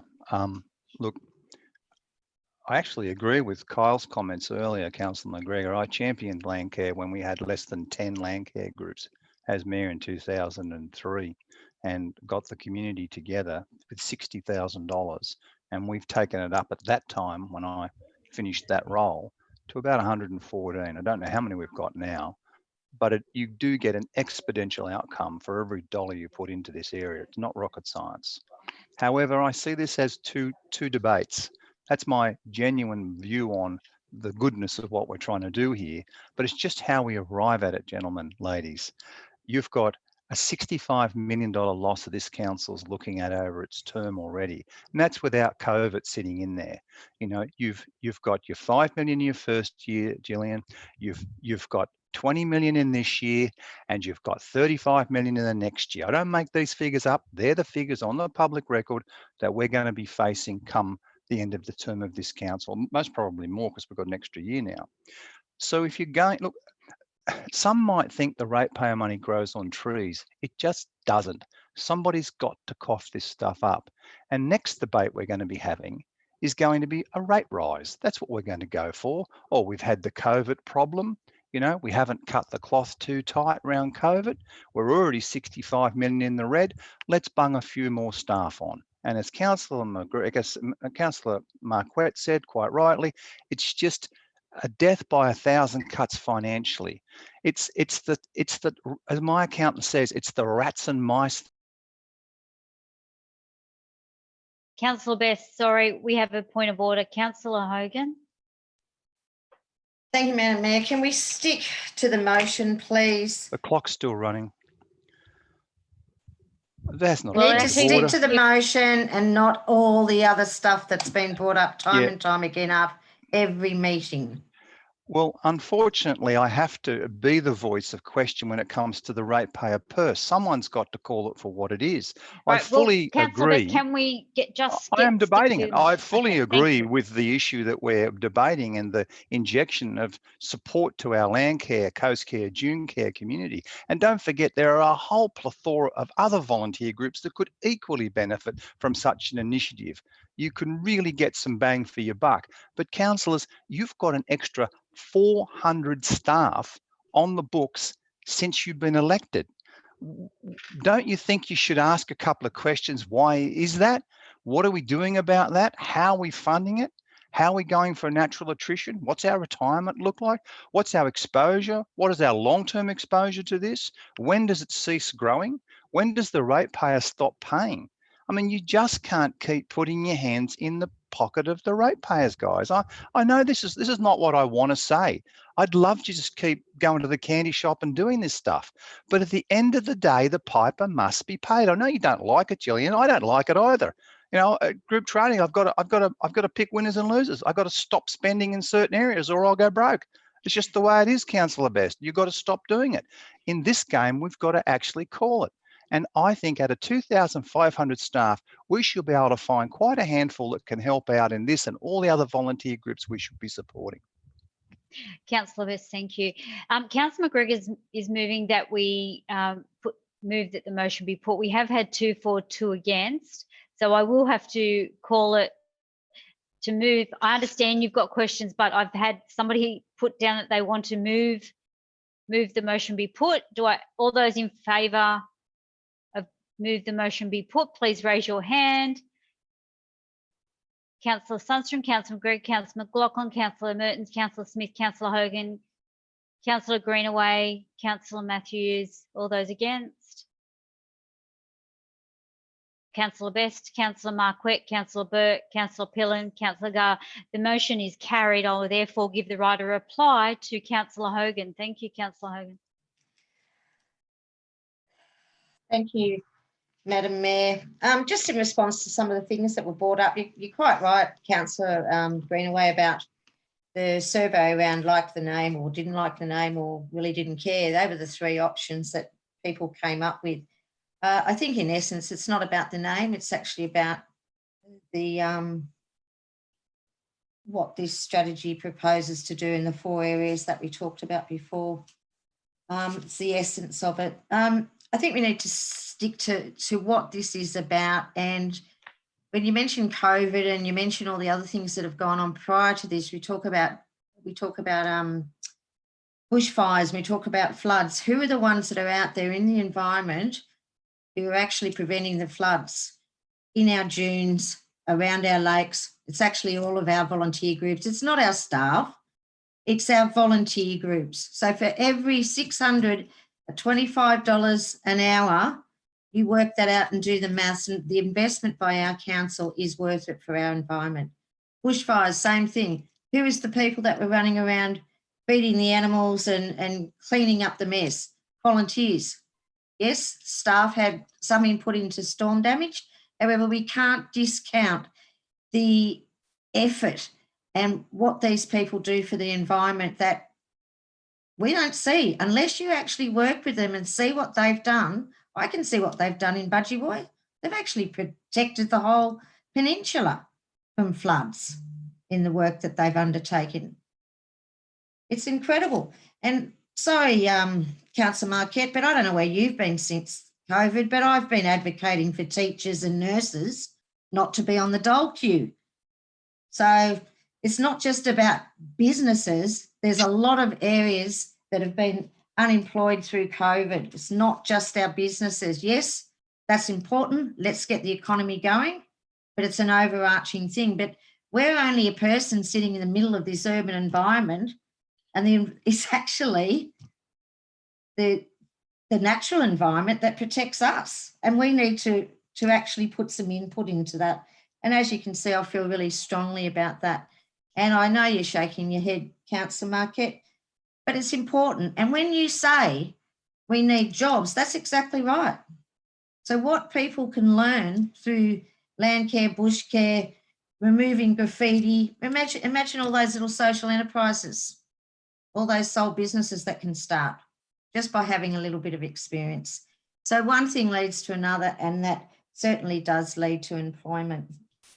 So I put this motion forward, and I think it's one of the better strategies that we've actually come up. It's clear, it's concise, people will understand it. And moving forward in terms of the 1 and 2 people, we need that. And we need that for 2 reasons.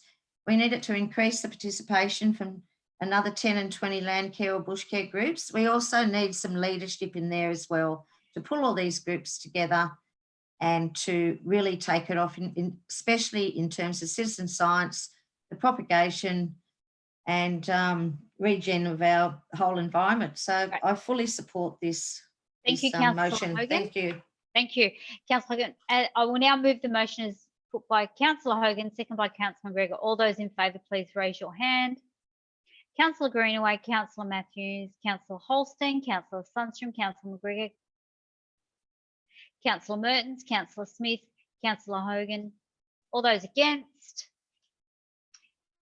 Councillor Best, Councillor Marquette, Councillor Burke, Councillor Pillen, Councillor Gale. Sorry, Councillor McLaughlin, you're now against? Yep. Okay. So again, oh, sorry, hands up again against. Councillor Best, Councillor Marquette, Councillor Burke, Councillor McLaughlin, Councillor Pillen, Councillor Gale. I'll declare the motion carried. Thank you, councillors. Yes, we're just waiting for Councillor Vincent to re-enter the room before we move on to item 3.1. No, sorry, 3.2. Councillor Smith, I see your hand. Councillor Vincent, oh, Councillor Vincent's back. Okay. Thank you. Item 3.2, Councillor Smith. Oh, you've moved on my screen. Send through a motion. Sorry, thank you, Madam Mayor. I did send through a motion. I don't think that's the one that is up on the screen. So the staff might just bring that up. And I did just send it to the councillors prior to the meeting. I apologise for the lateness in getting this to you. I think that reflects this process, and we'll be speaking to that in a moment. So I'll just see if we could just scroll down and check that that's the right one. Yeah, I just want to also let the viewers know that Councillor Holstein has declared a significant conflict, and he has now left the room, and he will not be participating in the debate of this matter. Thank you. All right, I think, sorry, if I could just ask the staff to scroll up a bit. There's the pertinent bit, which is the table of names. Yep, that's correct. Okay. And I did just notice an error there in number 5. It says to report to council no later than the last meeting in July. Oh no, that is right, 2021. So I will move that, Madam Mayor, if I've got a seconder. I have a seconder for Councillor Smith. Councillor McGregor, thank you. Councillor Smith. Thank you, Madam Mayor. So as we know, this item relates to the local planning panel that has been forced on the Central Coast and forced on this council. And I do think it's just worth reminding our community of how we are at this point. So under the former Minister for Planning, he commissioned a CALDIS review to look at IHAPs or local planning panels. They were mandatory in Sydney and Wollongong, but nowhere else. That CALDIS review, and Mr. CALDIS is very well respected, but I suspect the review had some issues in my view. But it did, one of the recommendations was to introduce a local planning panel for the Central Coast and Newcastle. This council has on the record that we oppose the forced introduction of a local planning panel. During the period that I was mayor, I went down and made representation with the Mayor of Newcastle and the head of local government New South Wales to the Minister's office, and we demonstrated that both Newcastle and Central Coast were meeting their targets in terms of development approval. So there was no need for a planning panel.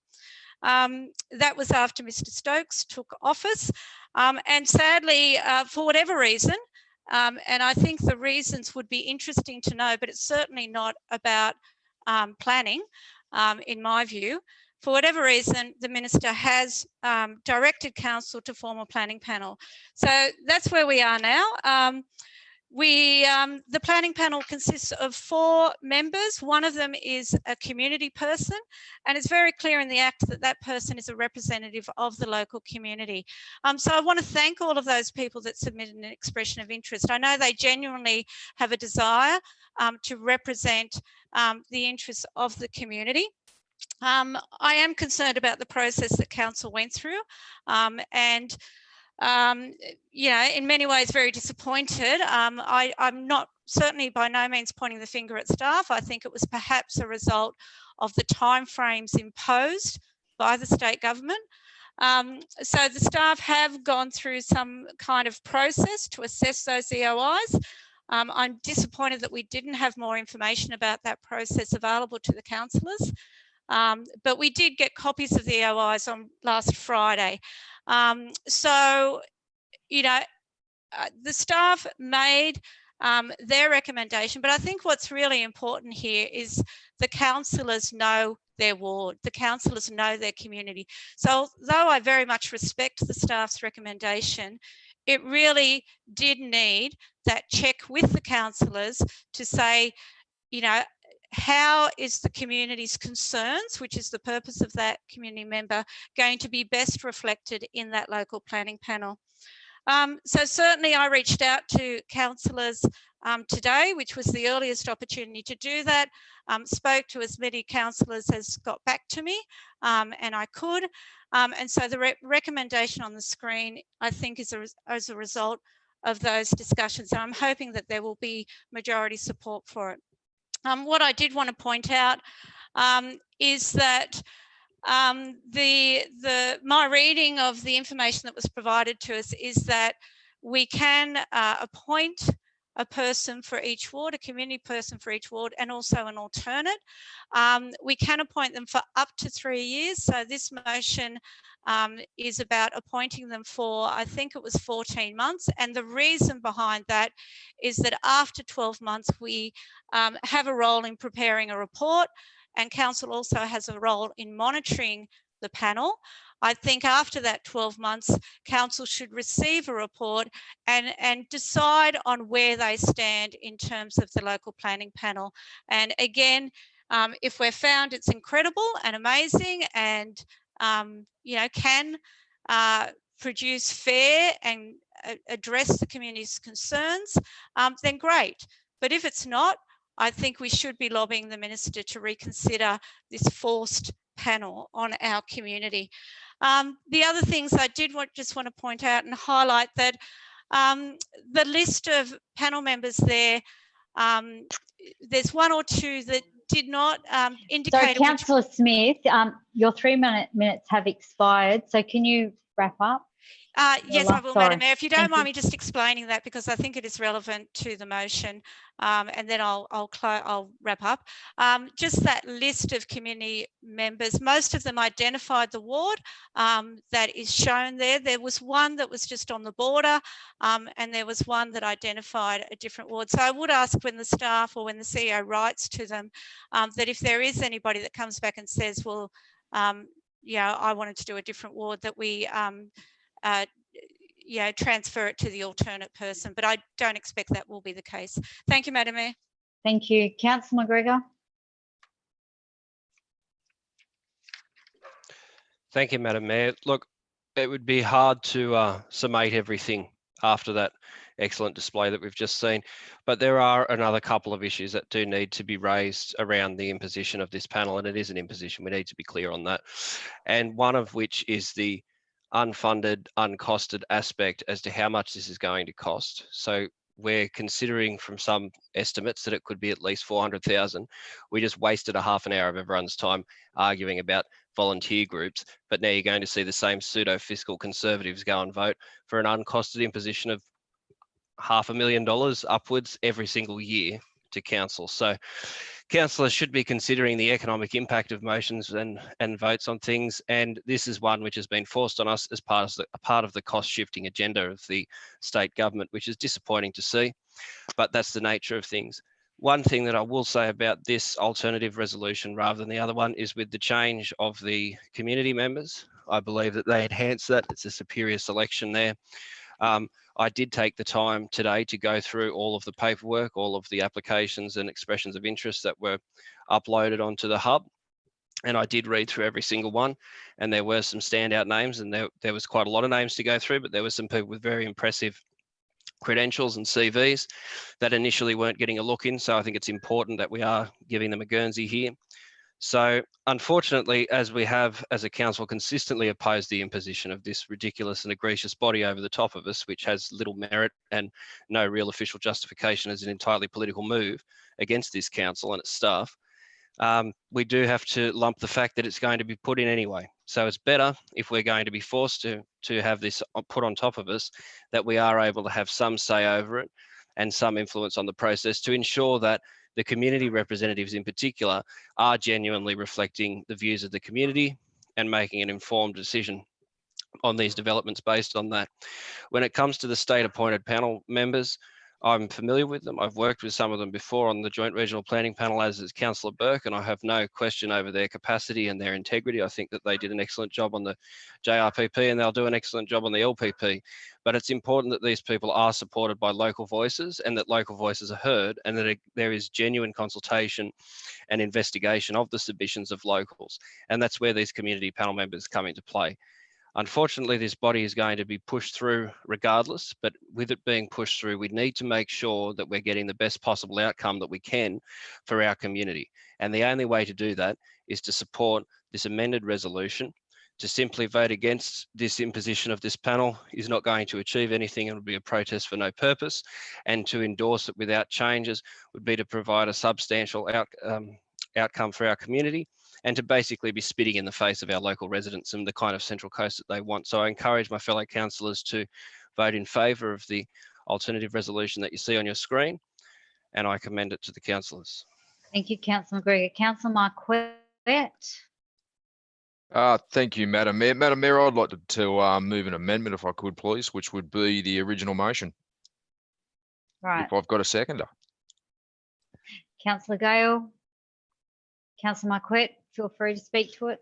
Yeah, thank you, Madam Mayor. I certainly won't need 3 minutes. I think what was down there originally was explained to us all in the briefing, the process that that staff went through. I can totally understand that this process. I can understand why certain councillors would be a little bit upset with the process. They're used to the process that creates committees where they've got a little bit more control in, and they can create jobs for mates and the like, and which may sort of tip the Central Coast in a way that they think would be on a better road. But we've got a set of staff that have come up with a system. They've given a rating to individuals, and what we've done with what was on the floor, we've changed every single one of those people. Madam Mayor, I'm sure you were disgusted that out of 10 people, there was only one lady. That's not very, very equitable there. I know you're very passionate about that, and 1 in 10 is certainly very, very poor, at least with what the staff had up. We had 2 ladies out of 5. So I would really like to go back to that, Madam Mayor. I appreciate that Councillor McGregor did point out that no matter what we do, the cost will be exactly the same here. So why he chose to mention that we were trying to save money in the previous motion, I'm not quite sure, because it's totally irrelevant. We can't do a thing about the cost here. We're not the state government. But this, ladies and gentlemen, this is what happens when you have your really poor decisions, when you bring colour-bond fences back into the chamber 3 times, when you hand back 4.6 million for Winnie Councillor Boat. McGregor, I'll actually put you on This a is point what of happens. order. That it's totally irrelevant. It's got absolutely nothing to do with that. I asked you to remove those statements. That is absolute rubbish. No, I was just trying to explain, Madam Mayor, why I believe we're losing some of the powers, and some councillors are upset about it. So you were making assumptions, and that's not correct at all. That's got absolutely nothing to do with why the planning panel came about. I beg to differ, Madam Mayor, but okay, that's fine. We've got a difference of opinion there. Madam Mayor, I'll just close by saying that I think the staff had done the best they could with not much time. It does not change $1 we spend, but what we should do is we should respect that the staff. Councillor Marquette, we have a point of order from Councillor McGregor. Thank you, Councillor McGregor. My point of order is surrounding the assertion that this entire committee was set up because a prominent local developer had a fence knocked back. Is that accurate? Is that really what we're hearing from the horse's mouth, Councillor Marquette? I'm not sure what developer you're talking about. So our organisation, our community has to pay over $400,000 of ratepayers' funds into something because a local developer got the wrong fence put up in the wrong area and wanted to go to a land environment court about it? I was talking more about your incompetence at large, but that's one of the reasons. Yeah. It's a pretty see-through thing to say there, mate. It really shows up the whole process for what it is. Again, as I said, I think Councillor Marquette was. We did say to Ms. Sorry, I did ask Councillor Marquette to stop going down that line, as it was totally irrelevant to why we ended up with a planning panel. So thank you. Madam Mayor. Thank So you. it wasn't a point of order. Thank you very much. So you're back to what I was saying, Madam Mayor. So I think what we need to do is we need to respect the balance that the staff came up. We don't need to cherry pick and put other people, individuals in there that we think should be in there because they've got a certain point of view, or they don't, or they do, or they don't. It doesn't matter. That they have been selected through the criteria that was explained to us in the briefing today. We didn't even keep one of them. So what we're saying, our staff are that incompetent that they can't select one individual that's relevant to be on this panel. It's just ridiculous to assert that. One lady out of 10 individuals in 2020, Madam Mayor, I'm sure you'll agree, just isn't acceptable. It's ridiculous. I think we need to go back to the original guys. Let's go back to what the staff put in front of us. There's no reason to totally reinvent the wheel with every single name that we had on the original sheet. I hope everyone can vote for this amendment. Thank you. Thank you. Councillor Greenaway. Oh, do we not vote on the amendment? It didn't even. No. Well, you originally had a question. So. No, I said I wanted to speak to it, but then I said, don't worry, I'll speak to it when I put my amendment up. So don't we vote on Councillor Marquette's amendment and then I have my opportunity to put an amendment? Sorry, I just sneezed. My apologies. No, well, I originally, yeah, okay. So That's all right. Did you want to, so you want to now deal with the amendment? Does anybody want to speak against? Councillor Burke, are you speaking against the amendment? You need to accept the unmute button. You're unmuted. Is your headphone working? It is. Oh, yes. yeah, it is now. Yeah. Okay. Now, speaking, I want to speak for council with for the amendment.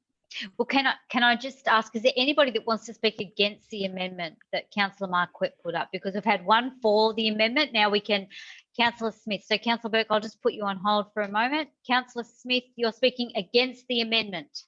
That's correct, Madam Mayor.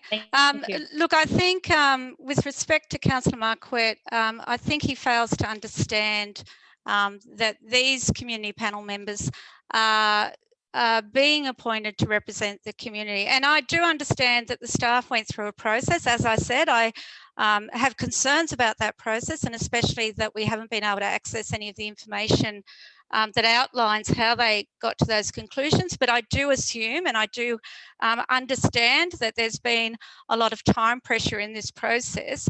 But notwithstanding that, and you know, the staff went through a process, but councillors are elected to represent the community, not the staff.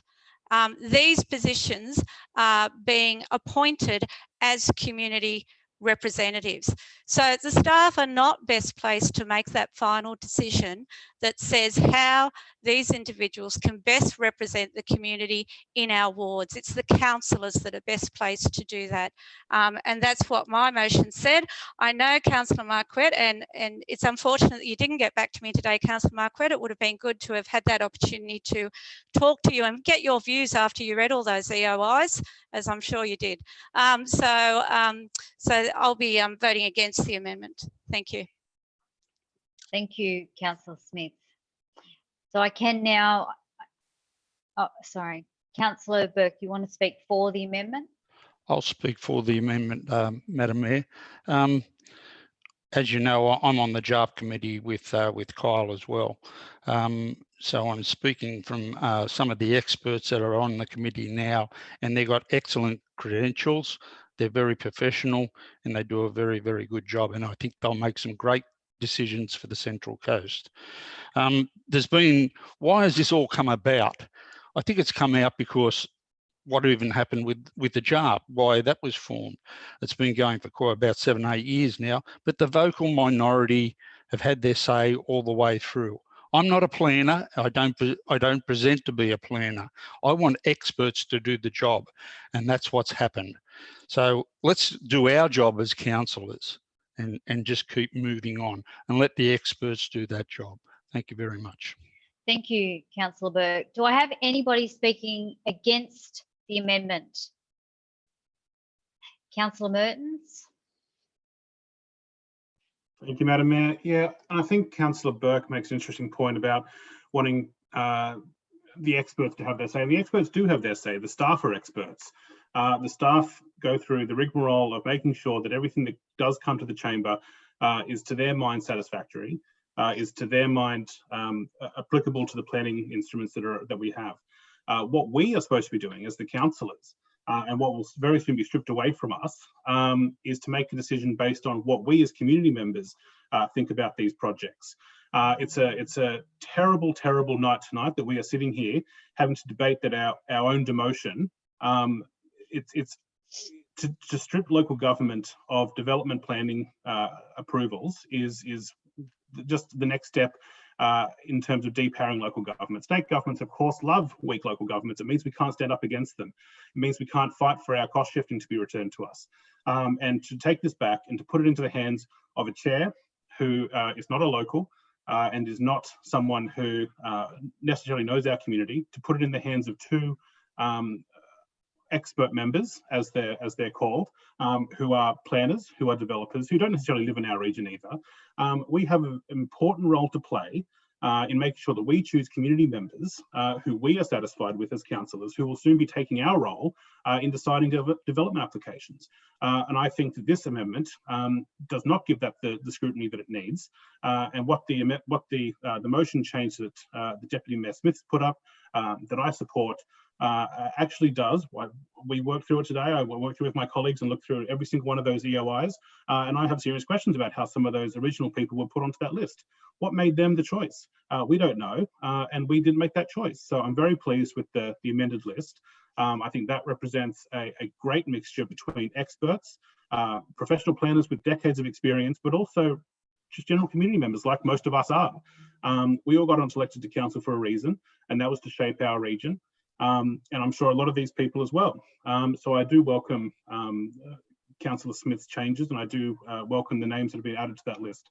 But to stand here tonight and say that we need more professionals in this place is not an appropriate thing to say when you are an elected councillor, and that we are elected councillors who made the choice because we thought that we would be in a role to be able to approve or disapprove development applications that we felt were right for our region. Thank you, Councillor Mertens. Look, we've now had 2 for, 2 against the amendment, so I will put the amendment. All those in favour of Councillor Marquette's amendment, please. Sorry, Councillor Best, I'm putting the motion up.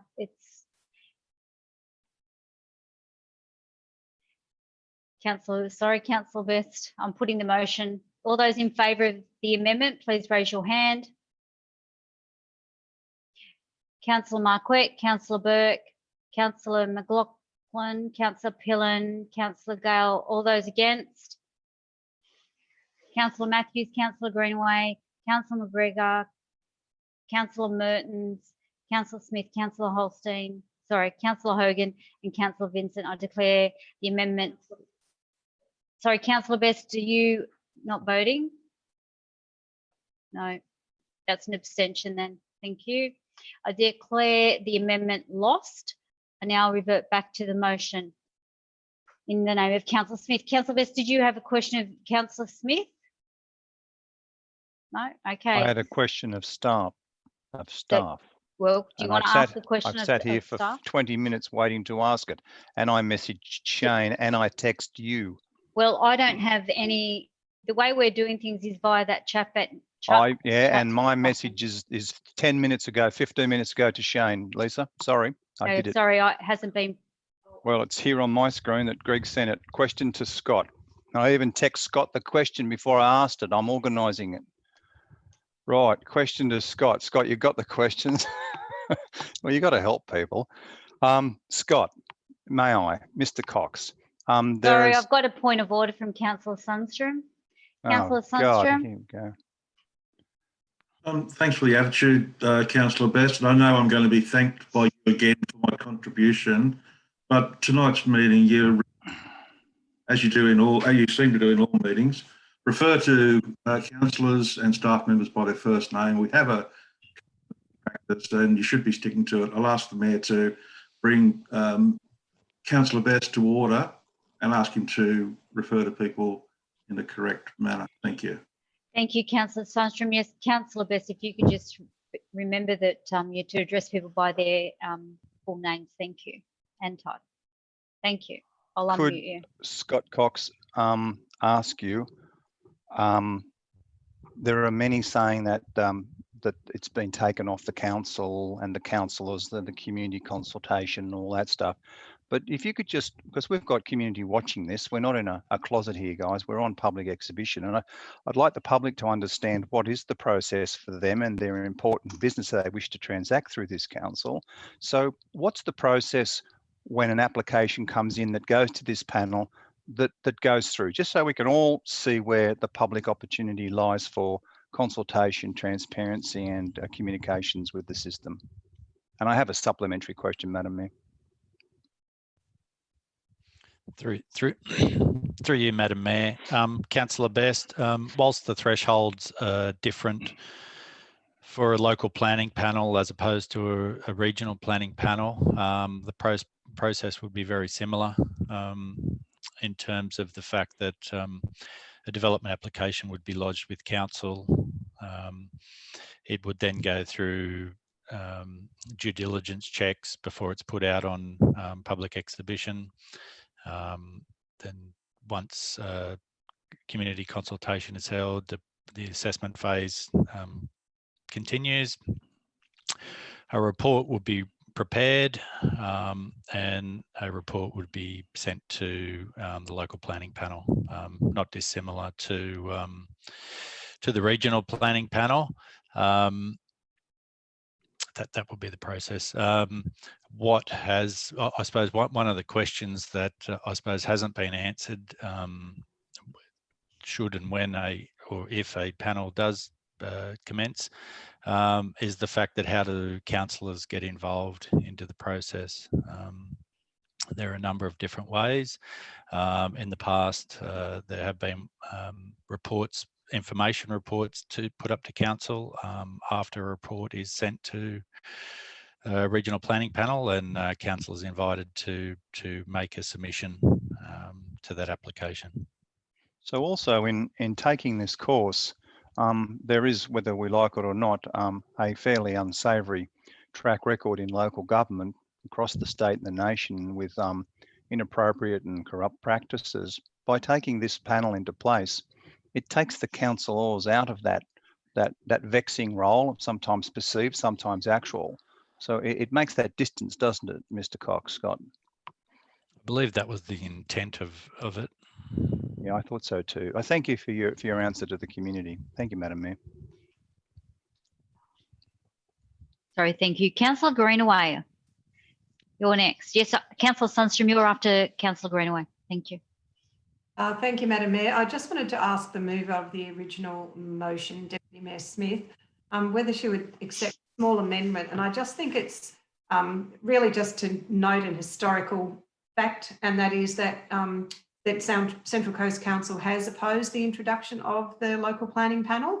I just think, you know, when people come back and look that perhaps we voted for this, it might look like we actually supported it. Whereas if we don't vote for it, we're pretty much relinquishing whatever influence we have left to appointing these members of the panel. So I just want it noted there, if the Deputy Mayor will agree, and they were the words, she actually used them during her speech, I just wrote them down, that we just record that Central Coast Council has opposed did oppose the introduction of the local planning panel. Councillor Smith. Oh, yeah, sorry. Look, I am happy to accept that. So if I could ask the staff maybe just to put it as the last thing, that council note that it maintains its opposition to the mandatory introduction of a local planning panel.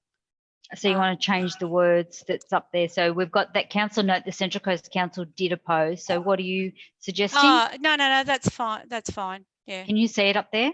Yep, I can. That's so you're fine. happy with those words? Yes. Okay. Councillor Greenway, do you have anything else? I just wanted to speak very briefly to that. Okay. Thank you. I'm just trying to open something here so I can quote it.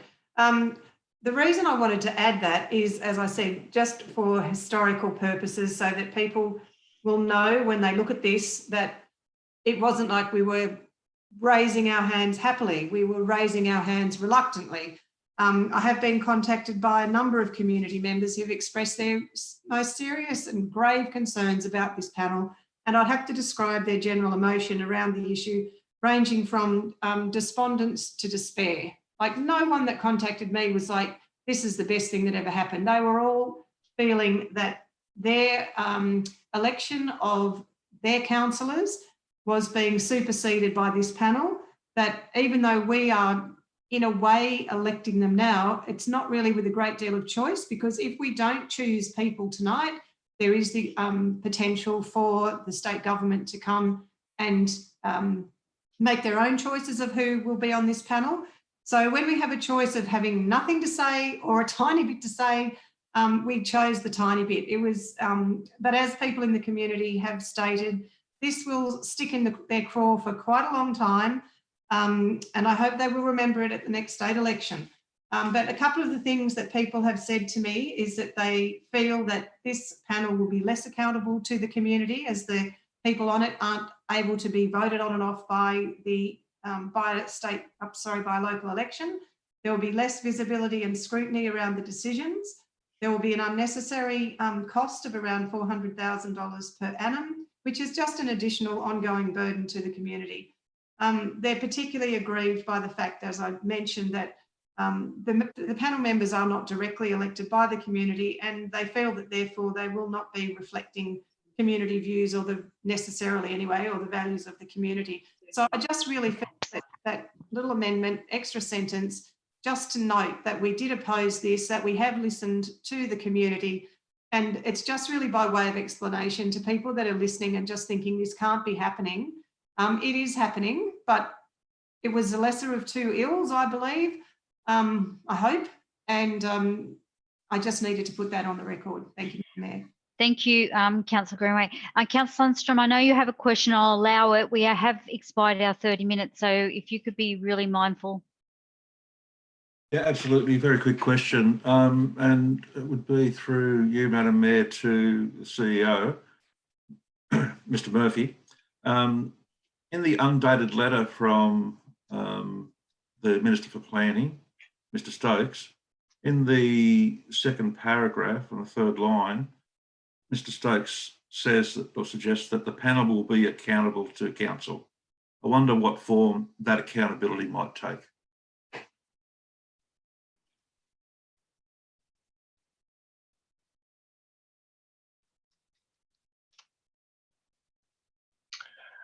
Through you, Madam Mayor. Councillor Sundstrom, I'm not clear as to exactly what the Minister was intending through that, but I think, as Director Cox had indicated earlier on, that the Central Coast Council is required to provide support to the panel by way of meeting support, creation of a website and those sorts of things. So unless Director Cox has some other points to raise, those are the things that I would say at this point.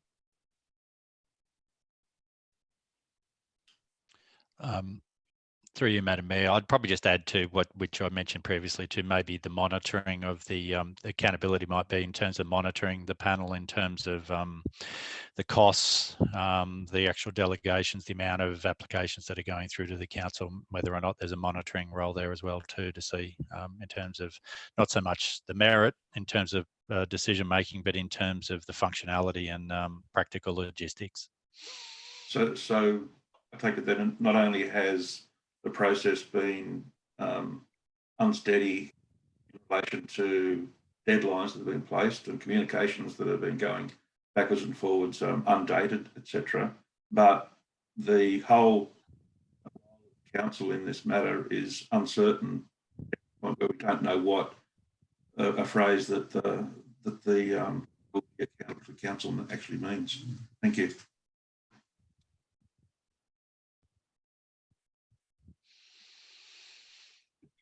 Councillors, 30 minutes has expired. There is no further debate. Councillor Smith. Thank you, Madam Mayor. Madam Mayor, before I close, I just wanted to, if I could just fix up some wording on that very last one. If staff could just scroll down, if they don't mind. Where it says that council note that Central Coast Council has opposed the, and could we just change that word introduction to imposition of the local planning panel? So has opposed the imposition. Councillor McGregor, you're okay with that? Yep. Thank you, Madam Mayor. I will close. And, you know, again, I will state that this council opposes the taking away of planning powers from our community and from our council. Councillor Best asked, is this any different? Yes, it is different. The material that has accompanied this local planning panel suggests that the planning panel members cannot meet with the community, cannot meet with the developer, cannot be approached, cannot discuss any of the issues in these developments with community members. Now, that kind of interaction does need to be managed, of course it does, but to say that even the community panel members, if I have read that correctly, cannot get the views of the community about what's before them in any formal, in any way other than the submissions that are written submissions that come through. Councillors are accountable to the community. And I think that's the great loss, that the community should be rightly outraged by this process. You know, councillors are accountable. I think one of the things, as Mr. Cox did mention, is that council will now need to look at its role in this process. So again, from the material, it says that councillors can make individual submissions to the panel, but collectively as a council, what is our role in representing the community? On a good note, I think what it means is that councillors can be much more vocal about inappropriate proposals, because we're not the decision makers on that. And so we can be out there fully fledged and in full flight to represent the concerns of our community on this abomination that is the taking away of planning powers. I'll close there. Thank you, Madam Mayor.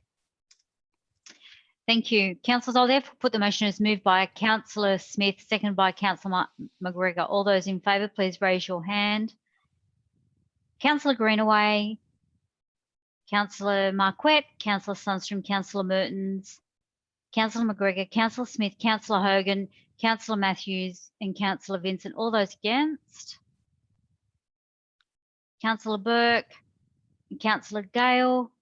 All those, and Councillor McLaughlin, are you not voting? Are you abstention? Abstention? Okay, so against is Councillor Burke, Councillor Gale.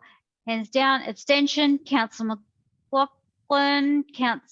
Abstentions, Councillor Best. Sorry, I'm now going to recall the whole vote. Sorry. All those in favour, please raise your hand. So there's Councillor Matthews, Councillor Greenaway, Councillor Marquette, Councillor Sundstrom, Councillor McGregor, Councillor Mertens, Councillor Smith, Councillor Hogan, Councillor Vincent. All those against? Councillor Burke is against. Thank you, Councillor Burke. Abstentions? Councillor Best, Councillor McLaughlin, Councillor Pillen and Councillor Gale. I therefore declare the motion carried. Thank you.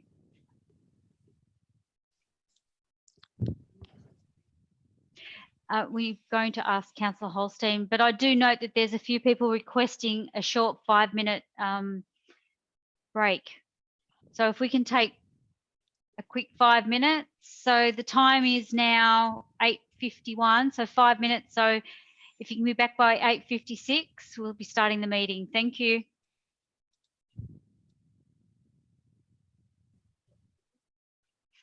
Not me. I can't. It's not living. It says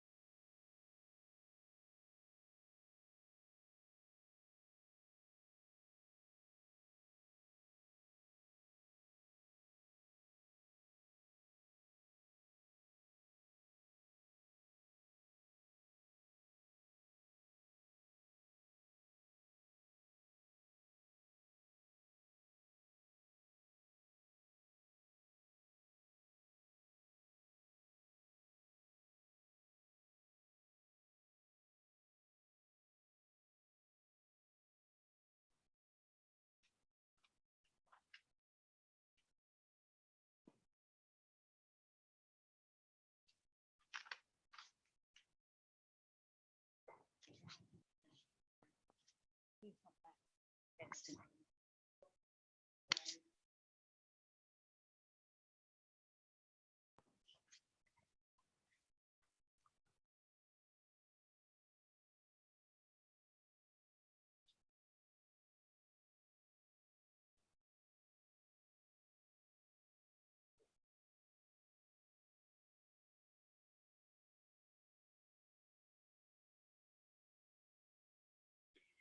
We're just waiting on a couple.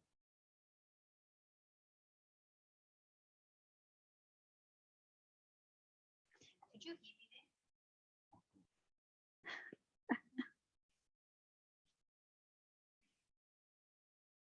there? Councillor Smith, we're just waiting on 2 more. I'm trying to unmute you. Madam Mayor, I did just want to check what was on the screen just then, that previous motion was recorded, because it just looked like that was, was that the amendment? Just wanted to check the correct motion was recorded in the vote. I was just a bit confused looking there. So that's the actual motion. Can we just go down to the vote and just make sure that that's what's been correctly recorded? Yeah. So thank you. Thank you. Yep. Appreciate that. Okay. Thank you. Councillors, we have a quorum, so I will start. Oh, hang on.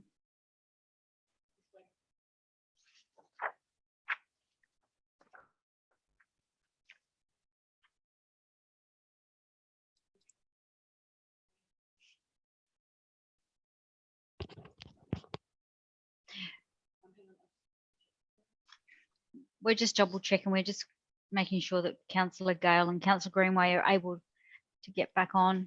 Give them another second.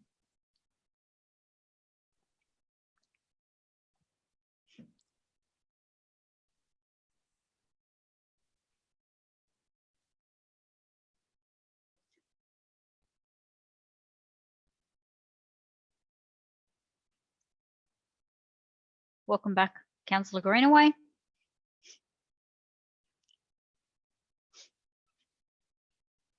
Councillor Gale.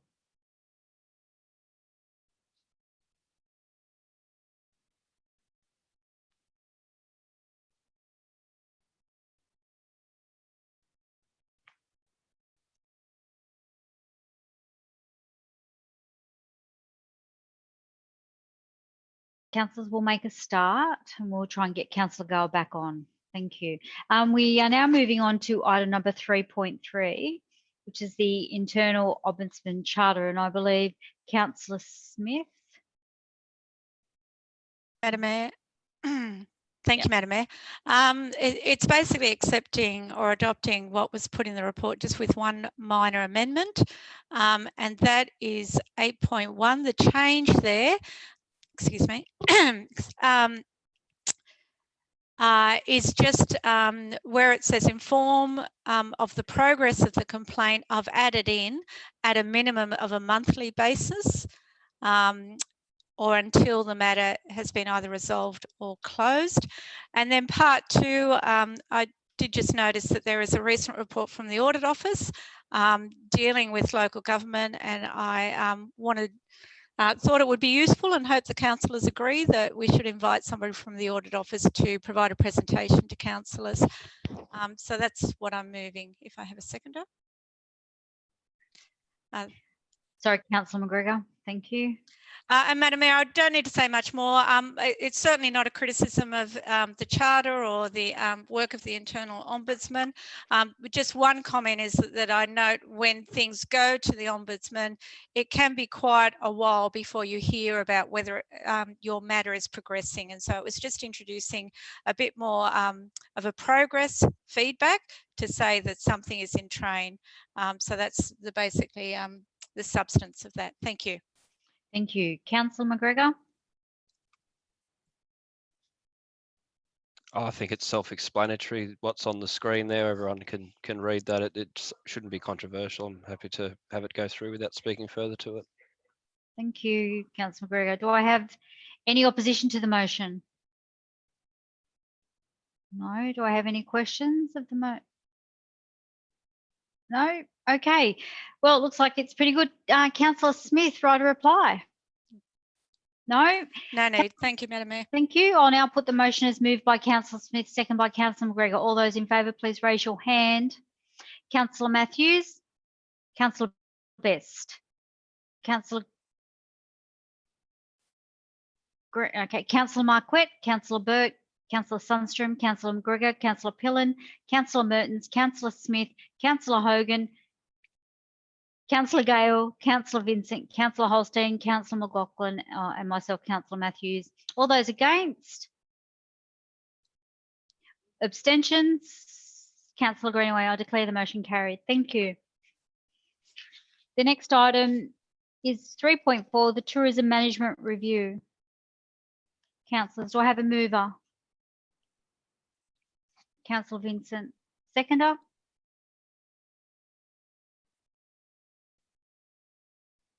Lack of a seconder. Councillor Mertens, thank you. Councillor Vincent.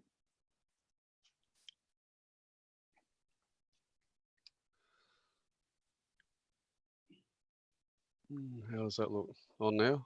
Yep. Gee, that was a bit of a pause where we didn't have a seconder for this one.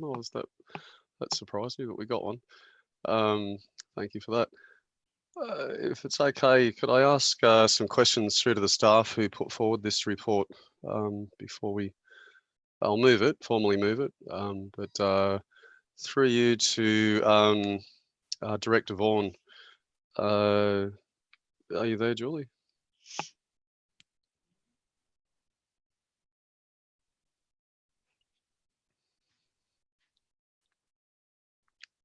I can see. Oh, yes. Yep, she's off mute. Okay, thank you for that. I am Councillor Vincent. Thank you for the report, Director Vaughan. I don't know if I think I can say, maybe I can't say Julie. What I'd like is if you could just, it's pretty explicit there in the recommendations. It says that you're looking to deal with some things in-house and you believe this is a better model, which I concur with. But if I could get you to articulate the process the staff went through and why you think with the revision, this is the path we should go down. Through you, Madam Mayor, Councillor Vincent, obviously over the last 3 years, we've learnt a lot from where we are as a region from our tourism services perspective. We've taken into consideration the model that we put in place under administration, where we tendered out our tourism and our tourism industry services and our marketing services. But that's just one part of what we're doing in all things tourism. So it's beyond just this contract. We obviously, since that time, have also undertaken a review of our town centres. So we have, they play a critical role for us with tourism, and Council has developed a draft economic development strategy. So when you consider where we're now at as a region and as an organisation and as a destination, we believe we've moved a long way forward.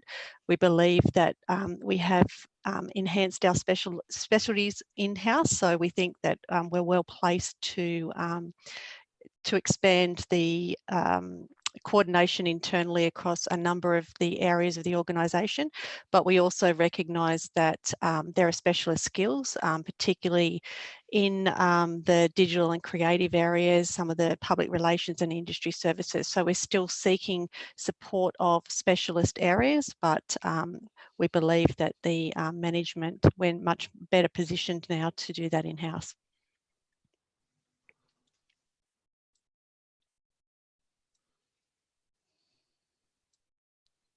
Am I on or do I have to be on? No, you're keep going, you're unmuted. I'm unmuted. Okay, thanks. I'll speak to it now. Thank you, Madam Mayor. If I could thank the staff member who put the report together, Sue Lettingham, and she's given briefings on this regularly, and I think she's been impressive for her knowledge of the local area. And whilst we appreciated some external people coming and talking to us in the past, it was evident that people in-house with the skills, competency, knowledge, community networks and feedback were as good, if not better, at being able to know what our local area had to offer, how to contact the target audience that would be coming to the area and utilising our facilities and our offerings as far as a tourism destination. And not only that, but our in-house staff also have a really good concept of disability tourism and what's possible at some of the pilot programs down in the south and up in the north. And I know that they're keen to work that into the what our tourism management policy and review entails. So I really recommend this to the chamber. It's not a silver bullet for our economy, but it is part of the mix of what we can do to reduce unemployment. It's part of the mix of what we can do to put in capital assets, focusing on footpaths, focusing on beach accesses, focusing on riding for the disabled, sailing for the disabled, things like that all have merit. There's the people in our local community can utilise those assets. It attracts people in, like the day trippers or the weekend trippers that come in. So I see it as a win-win-win, a win for our community, a win for employment in the area, and also a win for tourists who might want to come and experience the Central Coast. So thank you once again, Director Vaughan. Appreciate your work, and if you could pass that on to your staff members, that'd be good.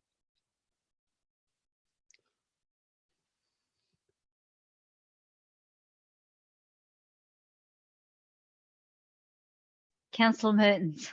Thank you, Madam Mayor. I just want to thank Director Vaughan as well and her staff. I think that we've seen probably more tourism briefings over the last 3 years than much else. And I think that's a testament to the importance of that industry to our region and also the passion that staff and the councillors do have for promoting and building our tourism offerings on the coast.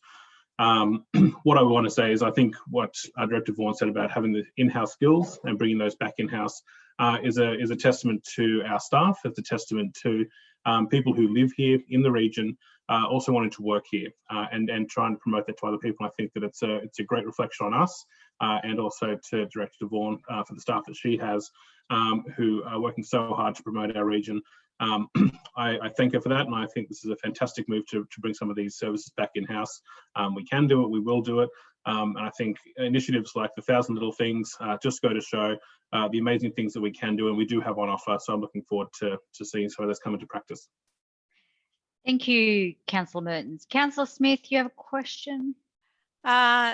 Thank you, Madam Mayor. I actually wanted to ask the mover if he would consider an amendment to the motion. Hopefully it's not a major one. So just in part 5, it says that Council requests the CEO to include the Tourism Advisory Committee in the committee structure review to ascertain a regional committee structure.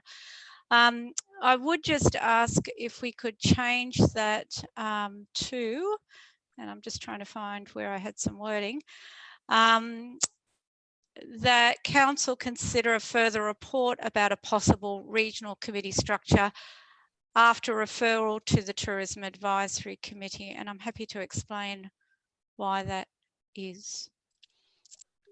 Council consider a further report about a possible regional committee structure after referral to the Tourism Advisory Committee. And I will just explain that.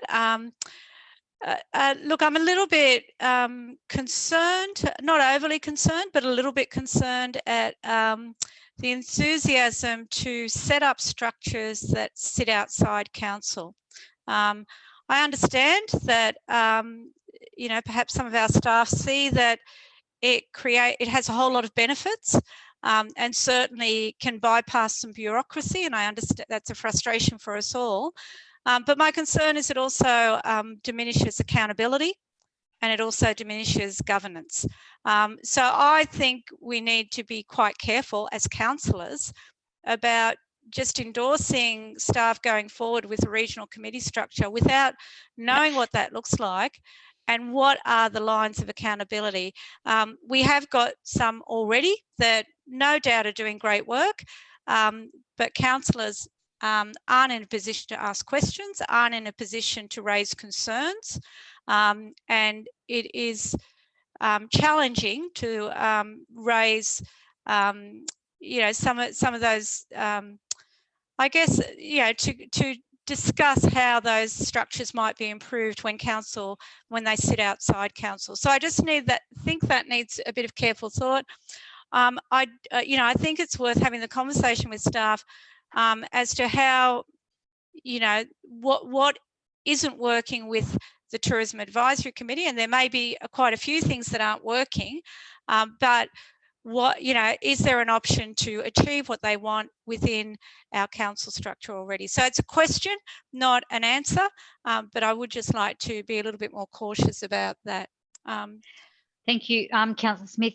Councillor Vincent, as the mover, would you accept that addendum or addition to your motion? Thanks for the additional wording there, Councillor Smith. And as usual, you've thought through things. You articulate it well. It makes sense, and I think you've improved that motion or the motion. So thank you for that. Councillor Mertens, I'll just double check. Thank you. Okay. I haven't got anybody asking a question. Have I got anybody speaking against? Councillor Mertens, did you want to speak? No. Do I have anybody speak against the motion? I have no hands.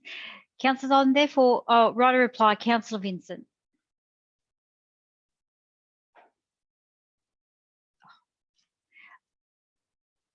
Cannot. There you are. You're on mute. I think I'm right, Madam Mayor. I think we've covered it. Thank you. Okay, councillors, I'll therefore put the motion as moved by Councillor Vincent, second by Councillor Mertens. All those in favour, please raise your hands. Councillor Matthews, Councillor Best, Councillor Greenaway, Councillor Marquette, Councillor Burke, Councillor McGregor. It's unanimous. Thank you, councillors. Councillors, moving on to item 3.7, the meeting record of the Protection of the Environmental Trust Management Committee held on 25 February 2020. Councillor Marquette, did you want to move it? Because I know, sorry? No, thank you, Madam Mayor. You don't want to move it? No, Councillor Smith will move it. Councillor McGregor will second it. Councillor Smith, would you like to speak to it? Madam Mayor, I'm happy to hear Councillor Marquette's question and then speak after. Sure. Yeah. Councillor Marquette, no, I have now muted you. Now you're right. It's not particularly a question, Madam Mayor. It's a statement, but I'm happy to speak to it now. I wanted to raise this one tonight, and it's a little bit down the line that I was talking down before. I know that I'm not going to have any love here, and obviously this will go through, and I don't even particularly have a problem with that per se. But what I want to do is this is a good example of the reality we're in now. This particular meeting was held back in February, before we got in the real trouble we are now, and before we're in these heavy lockdowns. There's a portion there. There's an $8,200 spend that's going to a book. Now, it might be a wonderful book. It's probably a great read that's going to sit on a lot of coffee tables. I'm not having to go at the book or the individual or the ideas. What I'm saying is this is a book that's noting history, the history of COS. Now, we can worry about the history next year, or we can worry about history the year after. I just really hope that the individuals on this committee and everyone here as an organisation, if we're spending $8,200, if it's $500,000, if it's $10, let's spend it in the right way. Let's spend it so we're generating some sort of employment, some sort of movement on the coast, not for printing books at the moment. We need to get out of this space. I know this money is invested in this particular committee. It's for the environment. Great. I don't care if next time we see, let's put $80,000 into a cobblestone path around a duck pond, or let's put 15 timber bird feeders for $40,000 in Kibble Park, because we've got a stonemason and we've got a joiner on the coast that might get some employment out of it. We might generate something, and we'll still help the environment. So that's what this committee's for. I appreciate it. That's what the money's for. But please, guys, and it's not just this committee, it's all committees, and it's every time we make a decision in this place, let's think about the situation we're in. Don't get trapped in the little rooms we're sitting in now. Think about where we are, what's happened to this country, and the decades and decades it's going to take. Our grandkids will be paying off or paying for what's happening right now. But let's just do our little bit in every single opportunity. I hope next time we've got a portion of this money coming through, that obviously it's been thought about. Let's generate some sort of employment on the coast. Thank you very much, Madam Mayor. Great, thanks, Councillor McQuaid. I probably like to add that if that's an $8,000 spend, then that's probably going to a very small local printer. So that's probably keeping himself and a maybe a trainee or an apprentice in some work for the week. So I'd like to think that we are spending local and we'll be printing it local, and the money is coming back into our economy. So that's a really good win for our local economy. Is there anybody else that has anything to say? Councillor Burke. Through you, Madam Mayor, just the credentials of Mr. Bell. I know he's the mayor of Gosford. How long is, or his involvement in COS it's just a question to the staff. Could someone sort that one out for me?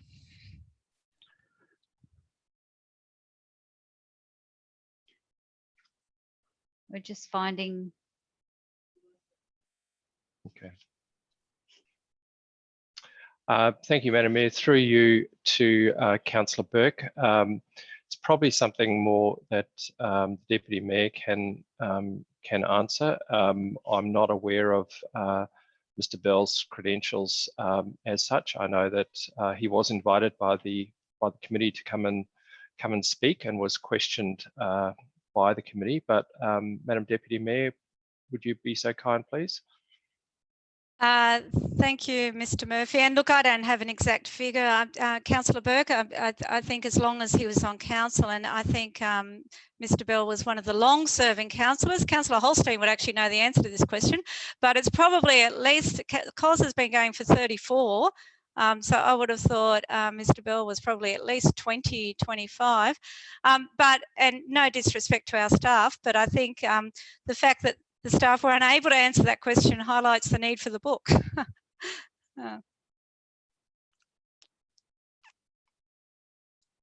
Are there any further questions? Anybody? Sorry, Councillor. Okay, Councillor Burke. Yeah, with that, like I didn't know how long he's been there. I don't know if he's ever on the COS committee. Just sort of a bit lost with the whole thing. Why we need a book? I think we've got staff there that could write a book. There's one guy that was on the COS committee for 20 odd years that I know. Jane, you might be able to tell me what his name is. I reckon he'd write a very good book because he was involved with a whole lot over 25 years. Can you remember his name, Jane? I'm sorry, I think I'm speaking. I'm not exactly sure who you might be referring to, Councillor Burke. It could be Mr. Milliken. I know he has been involved for quite a while, Larry Milliken, who is still one of our staff and involved in some of the committees. That's the gentleman that I was trying to think of, Larry Milliken. He's got an excellent rapport of COS, and he should be, I don't know, I just don't believe we should be throwing around $8,200 when we can get a staff member to do a better job or just as good a job. So that's my opinion anyway, and I'll be voting against it. Thanks, Councillor Burke. Councillor Sundstrom, you have a question? Yes, thanks, Madam Mayor. Just wanted to know if there was any more to the financial arrangement other than $8,000 going towards the completion of the first stage. Is there maybe a chance of any return to council from the publication if it goes to print? Councillor Smith, do you have an answer? Look, my recollection, and these minutes were a little while ago, but my recollection is that was going to be explored by the staff if there was a funding agreement. The commitment of funding is on the basis of a couple of things need to happen. So it's not approving any funding outright. It does require a partnership arrangement or the hosting. It does require, and that's not the total cost of the project, is my recollection.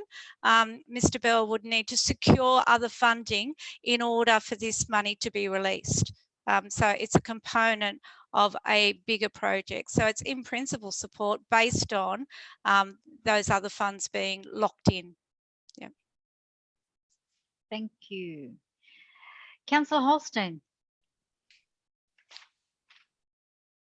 Thank you, Madam Mayor. I'm aware of the project. I also understand that it's coming out of the trust fund, so it's not something that's going to impact the general fund. Some of the comments have been made that a staff member could put it together. You've just heard that some of the staff members can't respond to it because they haven't been around for the length of time. I haven't been around for the length of time that COS started. I do know it goes back. Councillor Bell was a key component of bringing the coastal open space into its existence, worked with many community representatives, including Alan Strom, who was initially involved in the setting up of National Parks and Wildlife Services in New South Wales. There is a litany of information out there, but it's about bringing it all together. Now, when council changes, when people go, you lose a lot of the information and the corporate knowledge that's there. Here's an opportunity to have that written down. The coastal open space is renowned and has an extremely, is held in extremely high regard in planning across New South Wales. It's a program that was had many councils envious of what council had done. The fact that the Environmental Trust and not our general fund has a chance to fund something, and conditionally, as has been pointed out by Councillor Smith, to put some funds into putting into writing what has been extremely unique in Australia, in New South Wales, and it's something that the Central Coast should be very, very proud of. Councillor Bell is very well, former Councillor Bell, former Mayor, he is very well positioned to put that information together with many of the people. Unfortunately, so many of them now have passed away, but he is well connected, well knowledgeable in putting together what will be recorded history in regard to our coastal open space. Councillors, I ask you to support it. It doesn't affect our general fund. It's coming from an environmental trust of where it should be coming from, and be, I think, a lasting legacy and recorded history on how it has progressed. So I have no problems with the motion whatsoever. Thank you, Councillor Holstein. Councillor Vincent, you have a question? No, I was just going to speak for the. Okay. Oh, hang on. Am I? No, you're on mute. Yeah, I'm on mute. You're fine. Okay. No, thanks. I was just going to speak for the motion, and I think Councillor Smith and Councillor Holstein have really outlined things well. But recorded history, that's incredibly important. Like, we're just here at this point in time. We're just caretakers, and there'll be others that come after us, and this sort of history needs to be put down and captured. If you look back at some of the history books that we've got in the area, like the Stilson books, there's some incredible amount of knowledge and information in there. We've got the Save Tuggerah Lakes way back when, where they had interviews that were captured, and you had past people who had a lot of information and input in there. There was even a good book called From Blue Gum Flats to Budgewoi, or Pudgewoi, as it used to be called in the early days. And so to capture some of this and put it down, I think is very good, necessary, and it'll be utilised in the future. So thanks, Councillor Smith, for moving this, and I certainly hope that the rest of the chamber, or the Zoom chamber here, can support that. Thank you. Thank you, Councillor Vincent. Are there any further speakers? No. Councillor Smith. Thank you, Madam Mayor. Just in closing, I think it is important to recognise that the Protection of the Environment Trust, the objectives of that trust are conservation works, but they are also education. That is one of the objectives of the trust. So it is appropriate that this money comes out of that trust. In terms of is Mr. Bell the best person, why not one of the staff members? And I think Robert, as Mayor and as a former councillor, and his deep involvement and long-standing involvement with COS, he had a very creative and innovative way and a very different perspective on the staff's approach to COS. And I think it is a story to be told, and it will be told well. And I think the last thing is the importance of COS to our community. And sadly, I think, and again, you know, it's a result of the merger, but when you look at what Gosford Council stood for in relation to COS and how they stood up to the pressure, they demanded the E5 zone, they insisted that it be protected. it's a significant legacy for the southern part of the Shire, and it's disappointing that collectively this council doesn't stand up in the same way to protect this important resource. And my closing, or my last comment, Councillor Marquette, I do understand, you know, you're raising the questions about the finances, but I would have to say every time you do that, it reminds me you voted against a motion at the last meeting to get employment going in the Warnervale area and to allocate significant funds to move on some of that employment land. So $8,200 compared to the money that you voted against last time is nothing. Thank you, councillors. Thank you, Councillor Smith. I'll therefore put the motion as moved by Councillor Smith, seconded by Councillor McGregor. All those in favour, please raise your hand. Councillor Matthews, Councillor Greenaway, Councillor Sundstrom, Councillor McGregor, Councillor Mertens, Councillor Smith, Councillor Hogan, Councillor Vincent, Councillor Holstein, Councillor McLaughlin, and myself, Councillor Matthews. All those against. Councillor Best, Councillor Marquette, Councillor Burke, Councillor Pillen, Councillor Gale. I declare the motion carried. Thank you, councillors. Moving on to 4.8, meeting record of the Water Management Advisory Committee. Meeting held 20 February 2020. Councillor Best, did you want to move it? Sorry, I'll unmute you. I'll move it as is. Oh, sorry, And I have a few questions, please. Sorry. 4.5, we're on to, which is yours anyway, Councillor Best. That was mine. I didn't have it marked. Yeah, I didn't either. I skipped that one. Yep, the meeting of the Companion Animals Advisory. Oh, yeah, I'll move it as is. And move it as is. Do we have a seconder? And I simply Councillor Gale. Wanted to say very briefly is that I think the animal cares community are working extremely well in very, very difficult circumstances. If you can understand the interface with pets, emotions and COVID and trying to create separation. I had an animal provided to me, unfortunately, in the break, and they didn't know what to do with it. So I contacted SoCares, took it over to the pound, they rang, they came out, you know, I put it in the car, I stepped back, they took the animal, all that went on.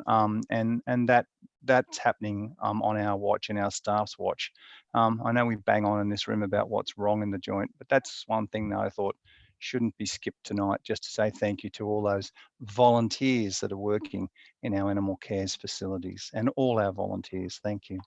Thanks, Councillor Best. Councillor Gale, did you have anything to say as seconder? You're unmuted. You don't want to speak? No? Okay. Any other? No hands are up. Thank you, councillors. I'll now put the motion as moved by Councillor Best and second by Councillor Gale. All those in favour, please raise your hand.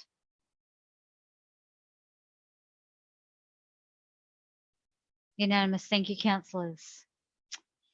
Moving on to now, we're on to item 4.8, meeting record of the Water Management Advisory Committee meeting held 20 February 20, and that is also in your name, Councillor Best. I will move it. And Gary, as is? Yeah, I'll move it as is. Yes, thank you. We have a seconder for that motion. Councillor McGregor. I've just got a couple of questions, if I may, of the director, Mr. Loader, if I could, please. Come on down, Mr. Loader. I can't see him. Where is he? No, he's not. Down the bottom. Oh, there he is, right down the very, very bottom. Oh, that'd be right. Hang on. I've got to get my little mousey and chase him right there. Squeak, squeak. Oh, it's Mr. Loader. Oh, there he is. Hello, Jamie Loader. How are you? Councillor Best. Always a pleasure. Jamie, Mr. Loader, thank you for the report. You know, COVID is dominating everything. However, as we're seeing, life actually has to go on. And this is a new brief for yourself in general terms, and I think you're doing a great job to start off in it. Could I ask how are we going at MCD now percentage, just for the community who are listening? Yes, through you, Madam Mayor, Councillor Best, current storage level in Mangrove Creek Dam is 54.5%. 54.5. And what's the refresh all our memories of the trigger, please? Level 1 restrictions at the moment are due to come off at 55%. Okay. And on the other end, sorry, Councillor Best, it's level 2 kicks in at 40%. Yes. If I could ask you, we were pumping after the 8th of February, supply of rain from heaven, and I understand Marty went blue-green. What's the status of Marty now? Through you, Madam Mayor, Councillor Best, good news. The blue-green algae bloom ended. I'd have stand corrected, but I think it was about 3 or 4 weeks ago. And it's ahead of schedule, isn't it? Yeah, and it almost disappeared overnight. So that was great news. We were able to switch our supply at Marty Water Treatment Plant to Marty Dam, and also we've been able to recommence pumping in to Marty Dam from Wyong River and Arimba Creek, and we're also for a few days able to transfer water from Marty Dam up to Mangrove Creek Dam. However, we've got below the pumping rules for that, so we're just topping Marty back up again now. So it's sitting, Marty Dam is currently sitting at 68%. But we lost quite a few weeks, if not a few months, because of the blue-green algal outbreak, did we not? Through you, Madam Mayor, Councillor Best, that's correct. I would say 6 to 8 weeks worth of pumping off the top of my head. And yet I understand you pumped in full accordance with all the guidelines and requirements and independent assessments.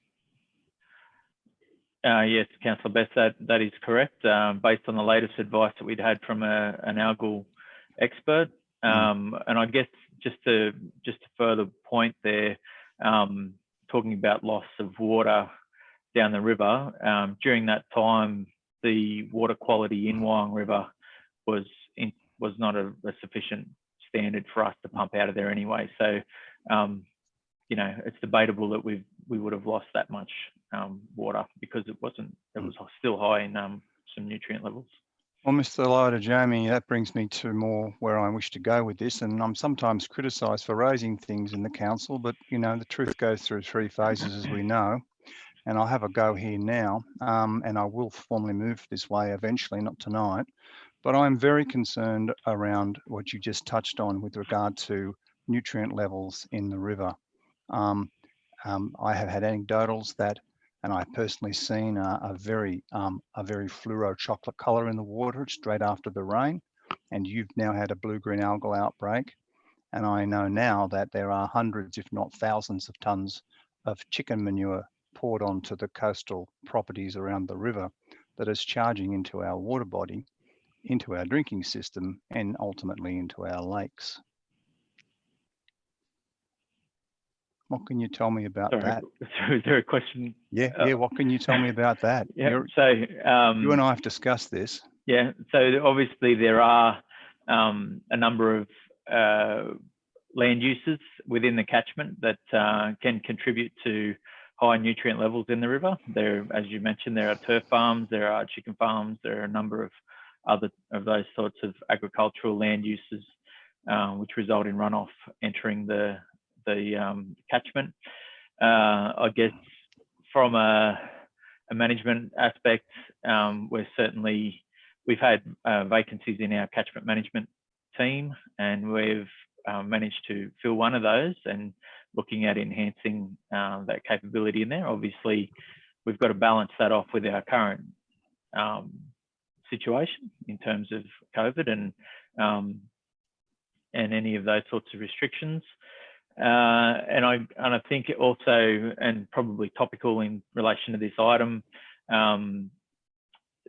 there's been an offer of assistance from our former catchment management officer who was quite well regarded in that area to assist in transitioning these new staff and bring them up to speed and develop relationships and those sorts of things. So, excellent. So that's some of the work that he's undergoing at the moment. No, thank you, Jamie. And Mayor, may I make comment to this? If there's, I've moved it, so I'll make comment. Yep, that's right. Thank you, Jamie, Mr. Loader, and I understand what's happening in the transfer of knowledge from some of our retiring staff, and I really applaud them coming into the fray to pass on that that baton of knowledge, which is just such an important amount of communication that needs to be passed on and not just lost to retirement. So hats off to you there, Jamie.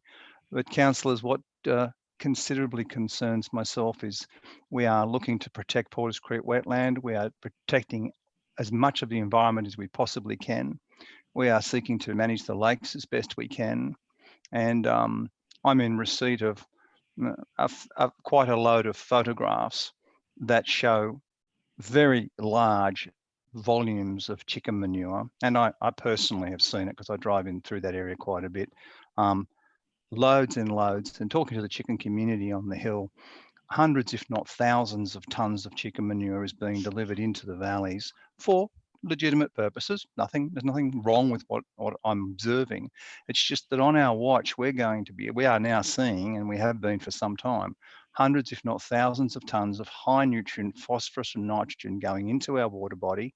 Mr. Loader can't pump because the rivers go so, so toxic, so to speak. And then we will find in about 12 months' time or a little bit less, huge outblooms of weed growth around our lake. And we'll all wonder why that happened, because back on the 8th of February 2020, there was a flood. And in that flood, there was a massive nutrient charge came out of that river. Now, it doesn't mean that people can't do what they do. It's just a change in how we go about doing it, Madam Mayor. It's just a change in how we think about things. I mean, 20 years ago, if you told someone to pick up a dog poo in a plastic bag, they'd throw it at you.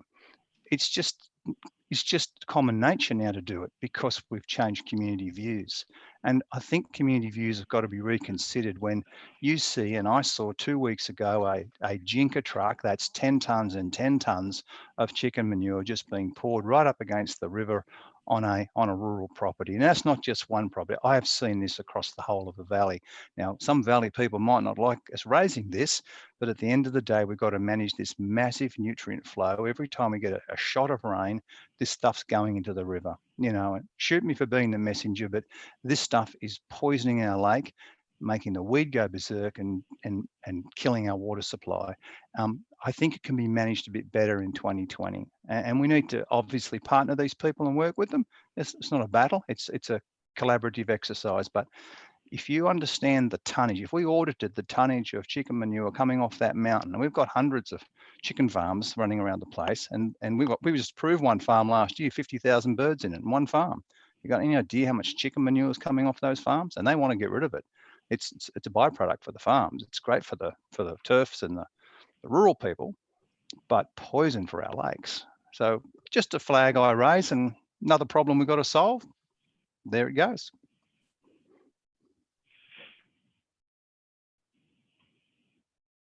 Councillor McGregor is second. Would you like to speak to the motion? 45 minutes later, I don't need to speak to the motion. It's okay. Happy for it to go through. Thank you. Councillor Greenaway. Thank you. Just while we've got Mr. Loader there, I don't mean to put him on the spot. I did email him earlier today, but a few weeks ago, we had a resolution to bring a summary of Council's integrated water resource plan back to Council by the last ordinary meeting in April.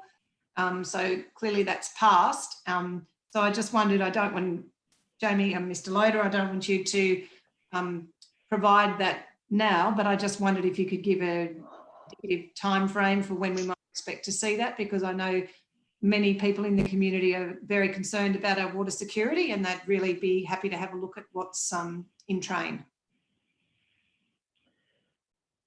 Yeah, through you, Madam Mayor, Councillor Greenaway, I responded to your email earlier today, and in that I gave you an update on where we're at in terms of our integrated water resource plan, and also there's a report coming to council in June. I'll try and get it to the first meeting, but it's more likely to be the second meeting in June.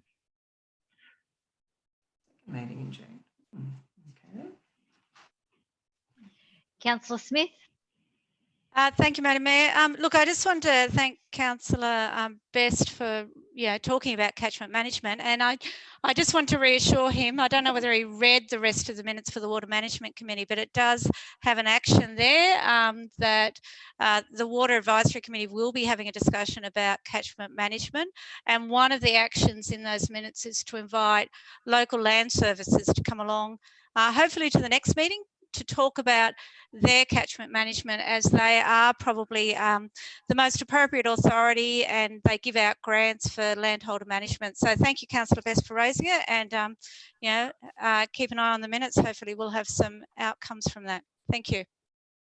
Thank you. Councillor Vincent.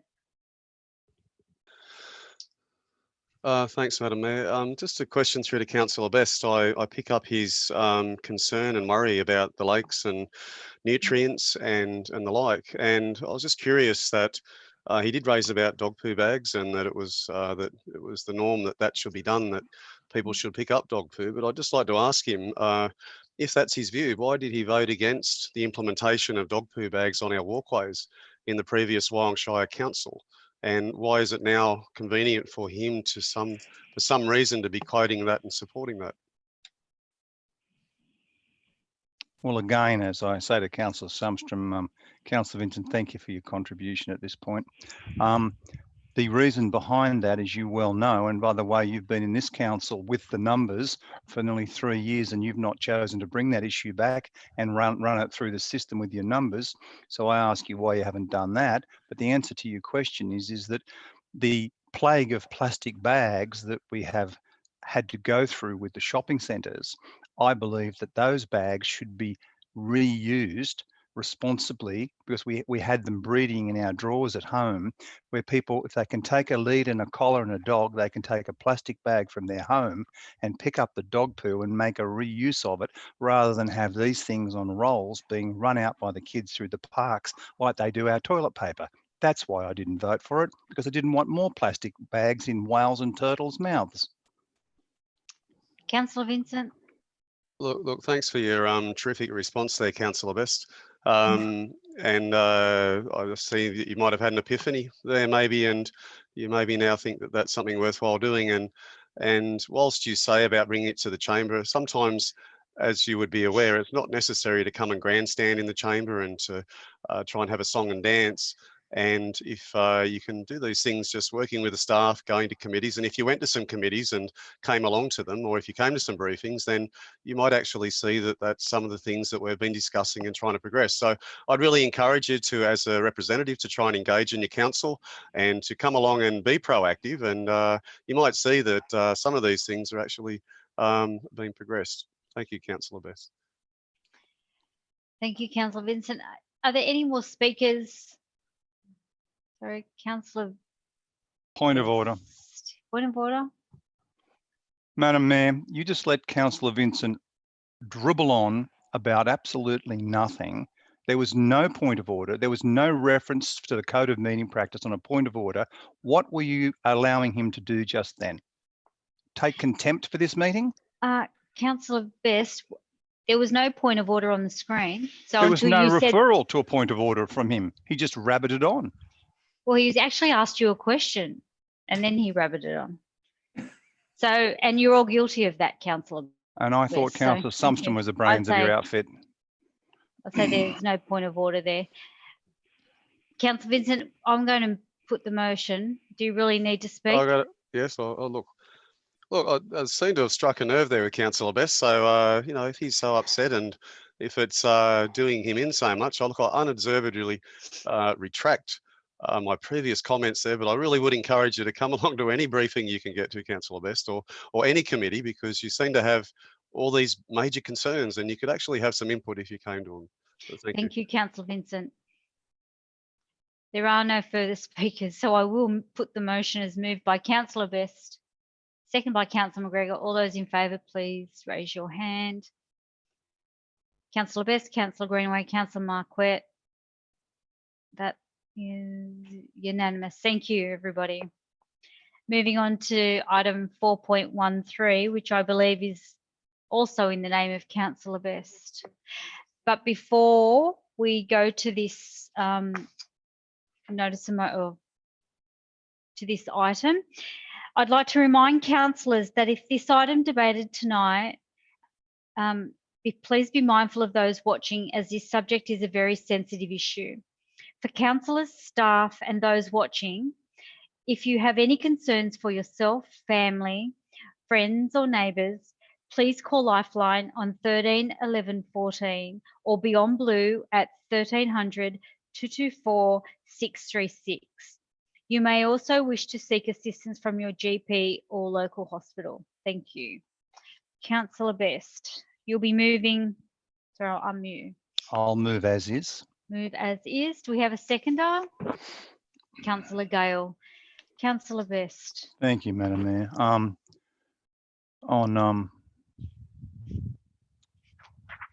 Where do you start? I spoke to Jaden today and earlier, late last weekend, he asked me if I would read a comment from him. I've got it on my other screen and it basically thanks the council and particularly Julie, Ms. Vaughan, for her contribution. I won't read the whole lot. I would like to read the first maybe paragraph or so from Jaden, because Jaden was the driver of the reasoning behind why I put this motion into council and why I do take things important, Councillor Vincent, and why I chair the Animal Cares Committee and why I care about those things, Councillor Vincent. So thank you very much for your contribution in the last debate about my work practices. And this is very important to me. And Jaden lost a very near family member, as that's the reason why he came to me initially. I will just lean to this side. Jaden asks, would you please read the following on item 4.3? First, I would like to thank all of the council staff for their hard work, in particular Julie Vaughan and her team for all the correspondence and putting their report together. This report highlights what has been done on the Central Coast and what is being done, which is a very important first step for this region, especially when this region has a high suicide rate compared to other local health districts, as outlined in the report. I feel greatly comforted knowing that there are plans set in place for Mental Health Awareness Month, World Suicide Prevention Day and Are You OK Day. The report also mentions a Central Coast Suicide Prevention Summit 2025, which I believe is a very good step in the right direction, and I look forward to the information it entails. It goes on, but nevertheless, it is a very appreciative and thanking memo, and I felt it most appropriate to pass it on to you, Julie, if I may, and to all the staff that back you and support We Council, and of course, Gary, in this extraordinarily challenging area of our community. As the General Manager of Central Coast Group Training, where I employ 220 odd young apprentices and trainees, we are dealing with some very significant issues on a very regular basis around young people and their responses to challenges, and COVID is not making this any easier for any of us. So this comes at a very timely time for the community to understand that your council really does care about you, the community, your kids, and the kids themselves. So the message is what Jaden says, and is what the Mayor's outlined earlier, that if you need some help, there are some fantastic organisations out there to support you. And I'm sure there are people within your own world, if you just put your hand up and ask. Please put your hand up and ask. So thank you, Jaden. Thank you, Councillor Best. Councillor Gale, have you anything further to add? Thank you, Madam Mayor. I waive that right. Thank you. Thank you. Is there anybody else that would like to speak? So you have a question, Councillor Best. Yeah, I think it's, in this circumstance, I think it's appropriate. Whilst I don't have a specific question, I'd just like to throw to Julie, if we may, and give her the opportunity to respond on behalf of her team around what I've just read and some of the initiatives that her team's doing. If you would, Julie. Through you, Madam Mayor, Councillor Best, obviously I think the report probably talks for itself. As you've said, this is an incredibly important issue for our region and an incredibly sensitive issue that impacts people in different ways. So whilst it's not council's core business to provide you know, mental health or suicide prevention activities and programs. We certainly do have a leadership role, and we certainly participate as a partner in a number of programs and education activities, and that's both internally for our own staff, but also within the broader community. So we're incredibly fortunate with the level of skill that we have, particularly within Central Coast Health and the mental health areas and teams. So you know, it's an area of continued focus, and hopefully the report speaks for itself as to what some of the current initiatives actually are. Thank you, and thank your team. Thank you, Councillor Best. There, anybody else want to speak against? Therefore, I'll put the motion as moved by Councillor Best, second by Councillor Gull. All those in favour, please raise your hand. Unanimous. Thank you, councillors. Thank you. Moving on to item number 4.14, responsive notice of motion, the $9 million agency agreement body hire in the name of Councillor Gale. Would you like to move that? Moving. Councillor Best, are you seconding? Yes. Councillor Gale, it's in your name. I've attempted. What's the page number? Thank you. Sorry. It's 141 is the page number. Madam Mayor, I've sent through an amendment through to council support. And the amendment is just in line with what our staff are doing. I do have some concern over the 9 million. Sorry, first of all, we just need to get that new. Sonia, do you have the amendment?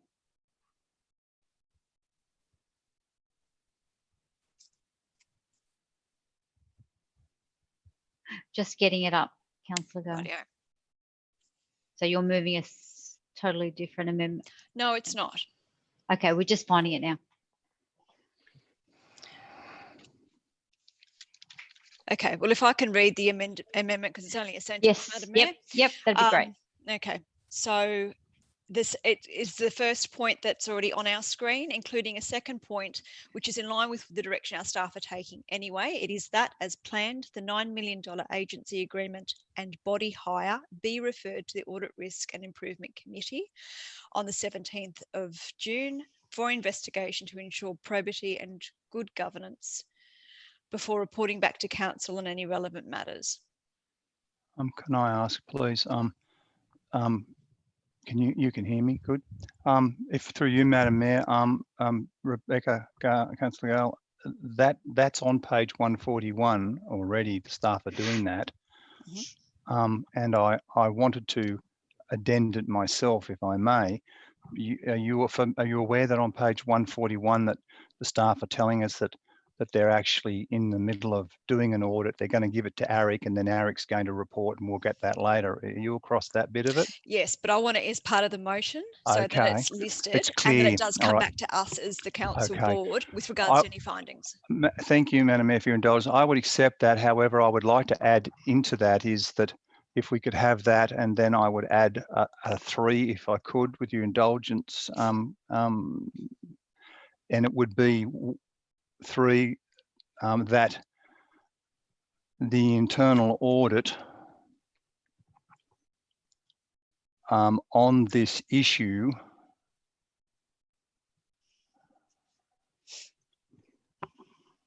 the internal audit being conducted on this issue be reported to council.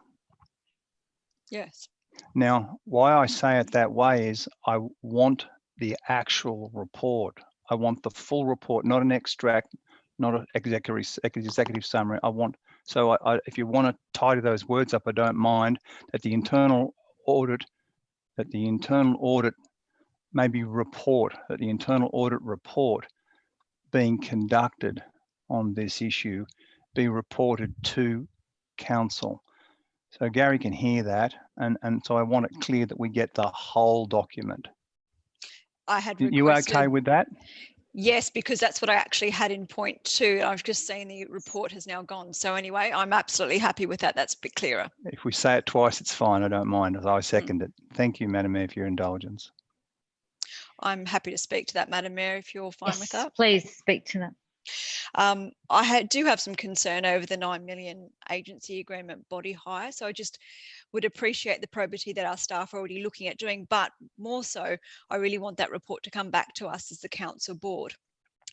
Ultimately, this amendment just ensures that any findings from ARIC, the investigation into that 9 million spend, come back to the council board. I think it demonstrates good governance. I think that it ensures an efficiency in our use of resources and ensures that we are looking out for a good value spend of our dollars on behalf of our ratepayers. So that's the reason for the amendment. I realise the direction the staff were going, but I absolutely want the report coming back to us as a council board. So I hope that my fellow councillors concur and support the amendment and the motion. Thank you. Thank you. Councillor McGregor. All right. Sorry. Yep. I'll give Councillor McGregor and then I'll come back to you, Councillor Best. Yes, Councillor McGregor. I've got some questions to staff, so if we can have the relevant ELT come onto the call, that'd be good. They're there. Okay. Christy's there. Look, my first question about this is there any evidence of council engaging in any illegal practices or acting in a way that's contrary to any industrial law or the like?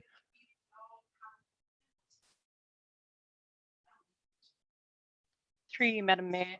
Part of the report, Councillor McGregor outlines that the practices that are in place, and I suppose what separates them from the formal Wyong practices is the governance that is in place now. So we do have those processes established for the business to follow. There is a legitimate need for labour hire and temporary resourcing within the workplace. And as I said, those controls are in place.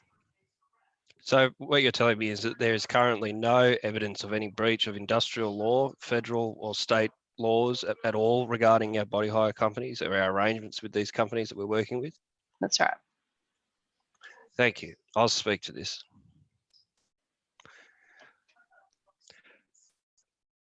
I'm going to vote for this motion, but I also think that there needs to be some things put on the record here. This is nothing more than a witch hunt. You've had several reports come back. It's already been referred to ARIC, except for people don't bother reading the reports, so they tack that on at the end. It's quite ironic that we all of a sudden have all these experts in human resources and industrial relations, when as far as I'm aware, I'm the only councillor out of the 15 who's ever worked in industrial relations and who actually has any qualifications or expertise in this. But, you know, far be it from me to talk about these things. It's also quite funny that we have all these people who are complaining about additional resourcing for staff and all the extra money going into staff and how horrible it is that we have 2,400 staff, then complaining that we actually have to use contractors for things. Because if you had this organisation employing directly, full-time, every single person that was a volunteer or a contractor, we'd have a hell of a lot more than 2,400 staff. So it's particularly contradictory and it's particularly hypocritical, but what do you expect from those who put it forward? I think there's a real lack of understanding about this, and it's important that when this information is put out in public, that people are not being intentionally misled. You have a history of issues with Wyong Council that are well documented and have already been gone over before. There's no evidence that there is the same issues occurring in this current council. And you have councillors who always go on about protecting the staff and voting for the staff reports and everything, and then you want to go on this witch hunt to try and find problems which you've been told and have evidence against saying that they aren't there. And it's just another one of these astroturfing things where you have all these right-wing keyboard warriors typing up irrelevant falsitudes on the internet, and it's all stirred up and it's all pushed through here by a small minority group of people on this council who push this stuff out, trying to damage the reputation of this council, trying to insinuate that our professional staff cannot do their job, trying to insinuate that we engage in illegal practices, and are going through the motions with this. And it's an extremely worrying thing, and it's an extremely concerning thing. I look forward to the information which is listed here in the report coming back to council, and I look forward to it going to ARIC as well as the others, because we have no evidence that our staff are doing the wrong thing.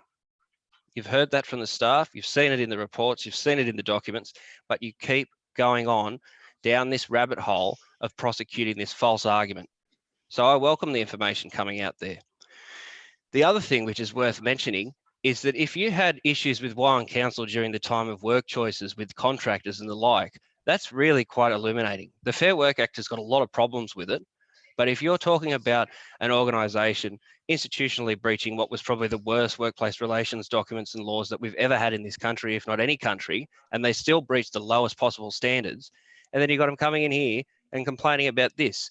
So councillors, I know this is a problematic issue. I know that this is a lot of astroturfing and absolute BS, but it is important that the information is out there and in public. And it's also important that we actually deal with things on an evidence basis and not just on the basis of what's the latest whisper and rumor that Greg Best and his merry gang of thieves want to come out with and start spreading around the internet. Thank you, Councillor McGregor. Councillor Best, did you have a question? And I'll speak to it, and I finish my question. So I've got to thank Councillor McGregor for his grassy knoll view on life. If I could, I'd feel more comfortable for the General Manager to be answering my questions, no disrespect, but which is it to be? Well, if you just ask the General Manager. Mr. General Manager, no, look, I'll ask the staff member who's answered Councillor McGregor's question, if I may. That's the person that's been presented to us to answer the question. Could I draw your attention to page 143 of your report? And you would recall it's a table that indicates all the different, activities and numbers of contractors, or as we call them, agency hire agreements. I appreciate the open tender process on the information and technology column there with 29 appointments. I don't recollect that being reported to council. Would you be able to refresh my memory when it was reported to council? Through you, Madam Mayor, sorry, Councillor Best, I'm probably not the best person to respond to that question. It would have been a procurement matter. I may have to refer to my colleague, Mr. Oldfield, the acting CFO, or perhaps take that question on notice. Well, maybe I'll ask Mr. Murphy, if I could please, Gary, put that question to yourself as to, I don't recollect that. And that's the crux of this whole exercise, as Councillor McGregor's raised, that, the transparency that's gone on here is to be applauded. I just don't recall the tender coming to us for 29 staff, which, if you just did a back of an envelope, you'd have to say it would have to come to about $3 million. An IT person doesn't come less than $100,000 a year, plus on costs. So, Gary, why did I miss it? I mean, as Councillor Vincent says, I don't get to every committee. I've got a life and a business to run. Through you, Madam Mayor, Councillor Best, you are probably correct in that it didn't come to council in the same way that a number of tenders do not come to council, and tenders are awarded under delegated authority. So I thought under the Act, it was required, and I'll be quite specific with my numbers here, and I know you'll correct me, but that's okay. $150,000 tender needs to come to council for the board's ratification or agreement. And that number's changed now, we all know that, but at this time it was 150,000. So then why would this tender not come to us, Gary? Through you, Madam Mayor, Councillor Best, you are correct in that the number has increased from 150 to 250,000 for the requirement for councils to go to tender. The question is the tender process and the delegation of authority. So the council has afforded the General Manager, being myself, the delegated authority to accept those tenders. So that is why it is not coming to council. The only time that tenders come to council is if the tender adjudication panel wishes to refuse all or any tenders, then there is a requirement for the council to endorse that process. So it's now $250,000. So you're telling me that this council, which I've had some limited control of, has given you the authority delegated to spend more than $250,000 at your, behest, Where does that number cut out at, Gary? Through you, Madam Mayor, Councillor Best, it is an unlimited authority within the budget of council. It's great governance.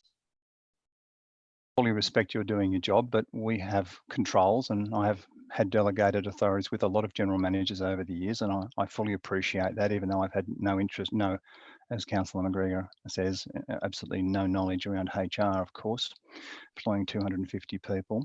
So we've got unlimited, I can't even say it, unlimited delegation on contracts and tenders with yourself. Is that what we've got now? Is that true? That's correct, Councillor Best. Oh my God.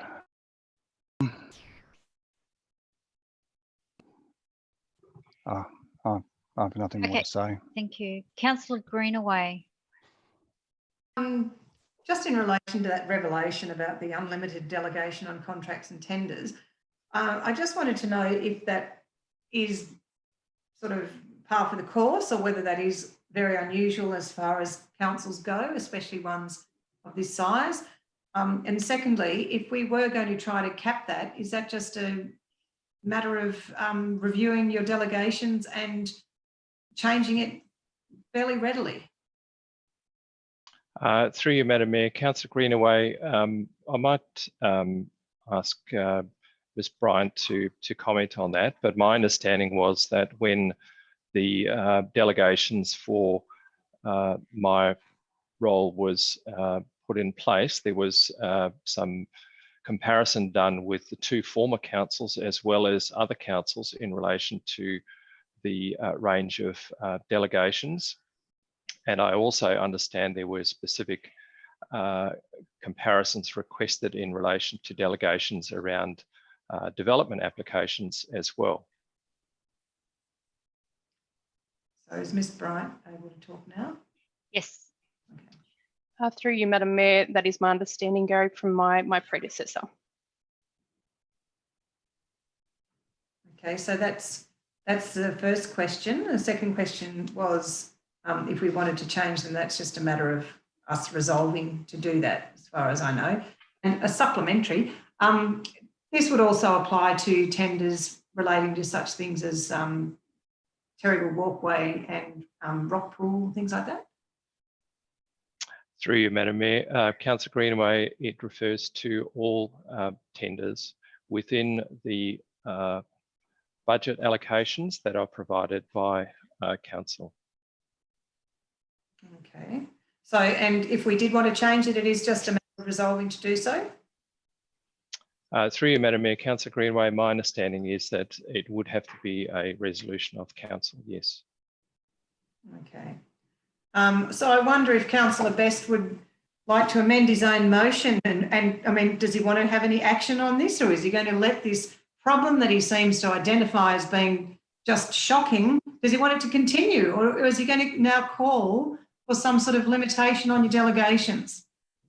Just seems silly to raise it as a drama but actually do nothing.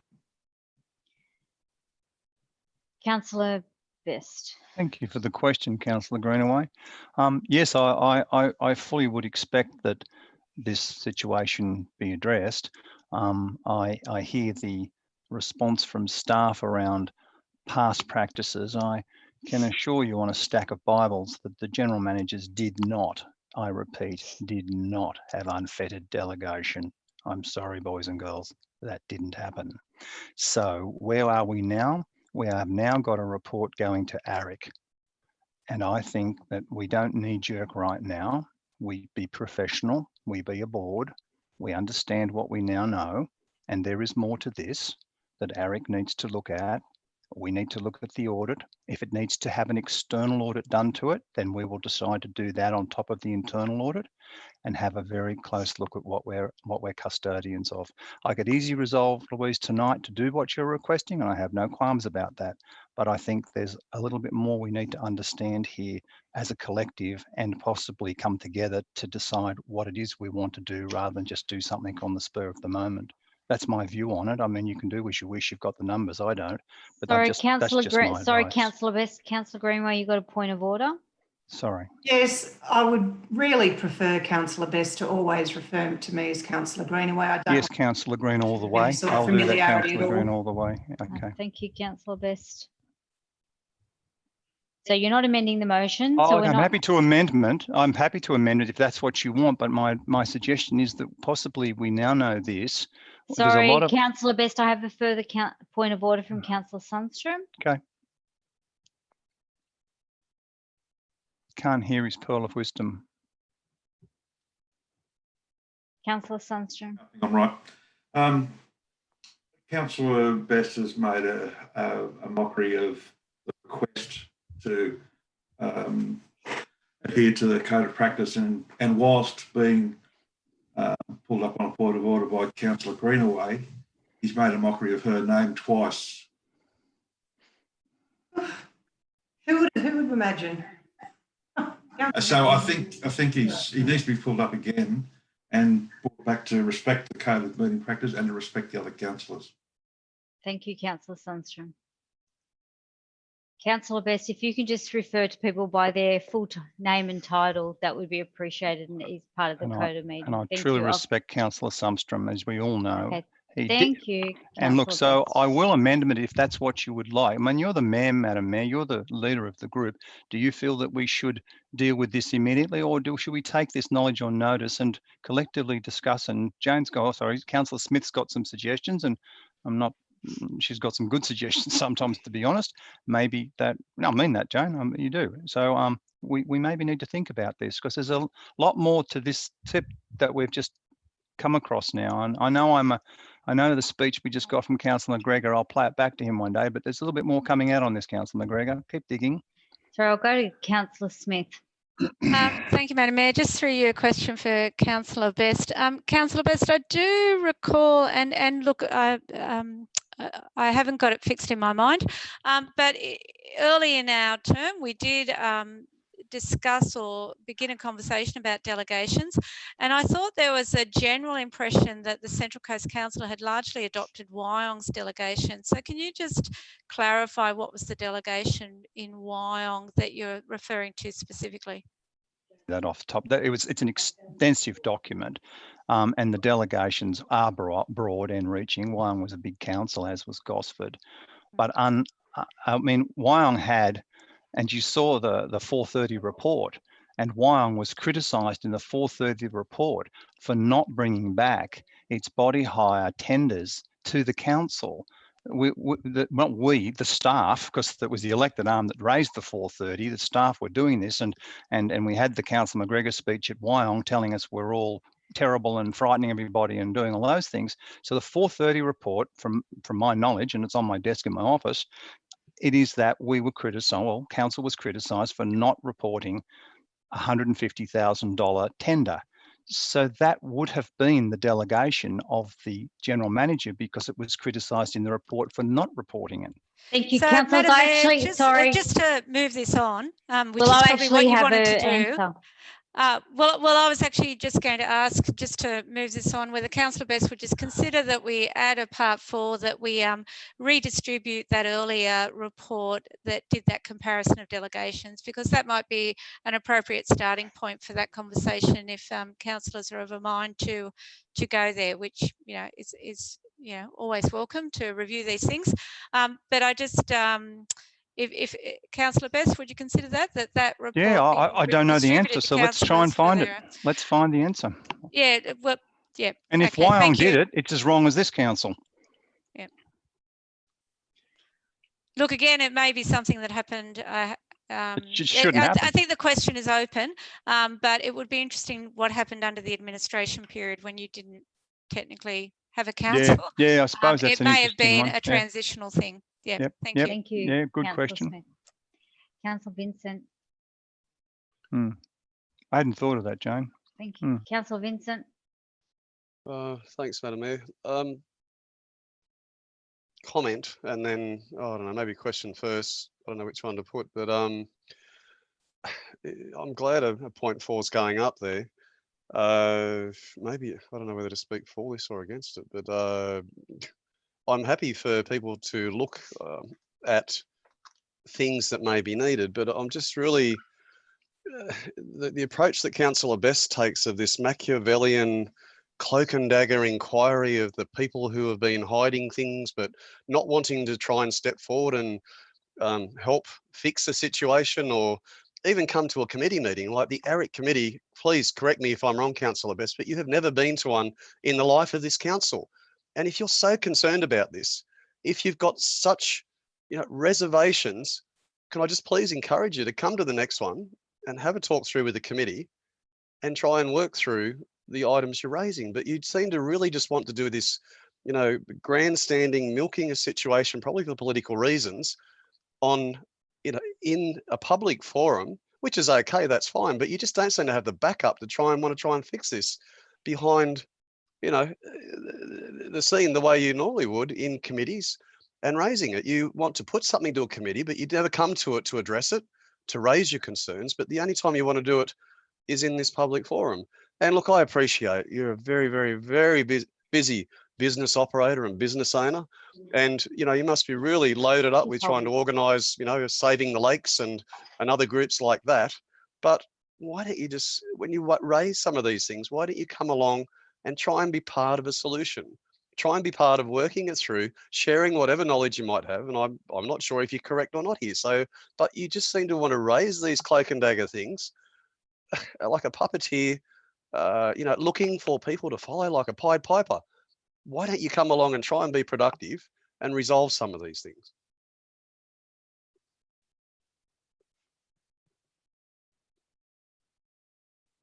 I'll unmute myself.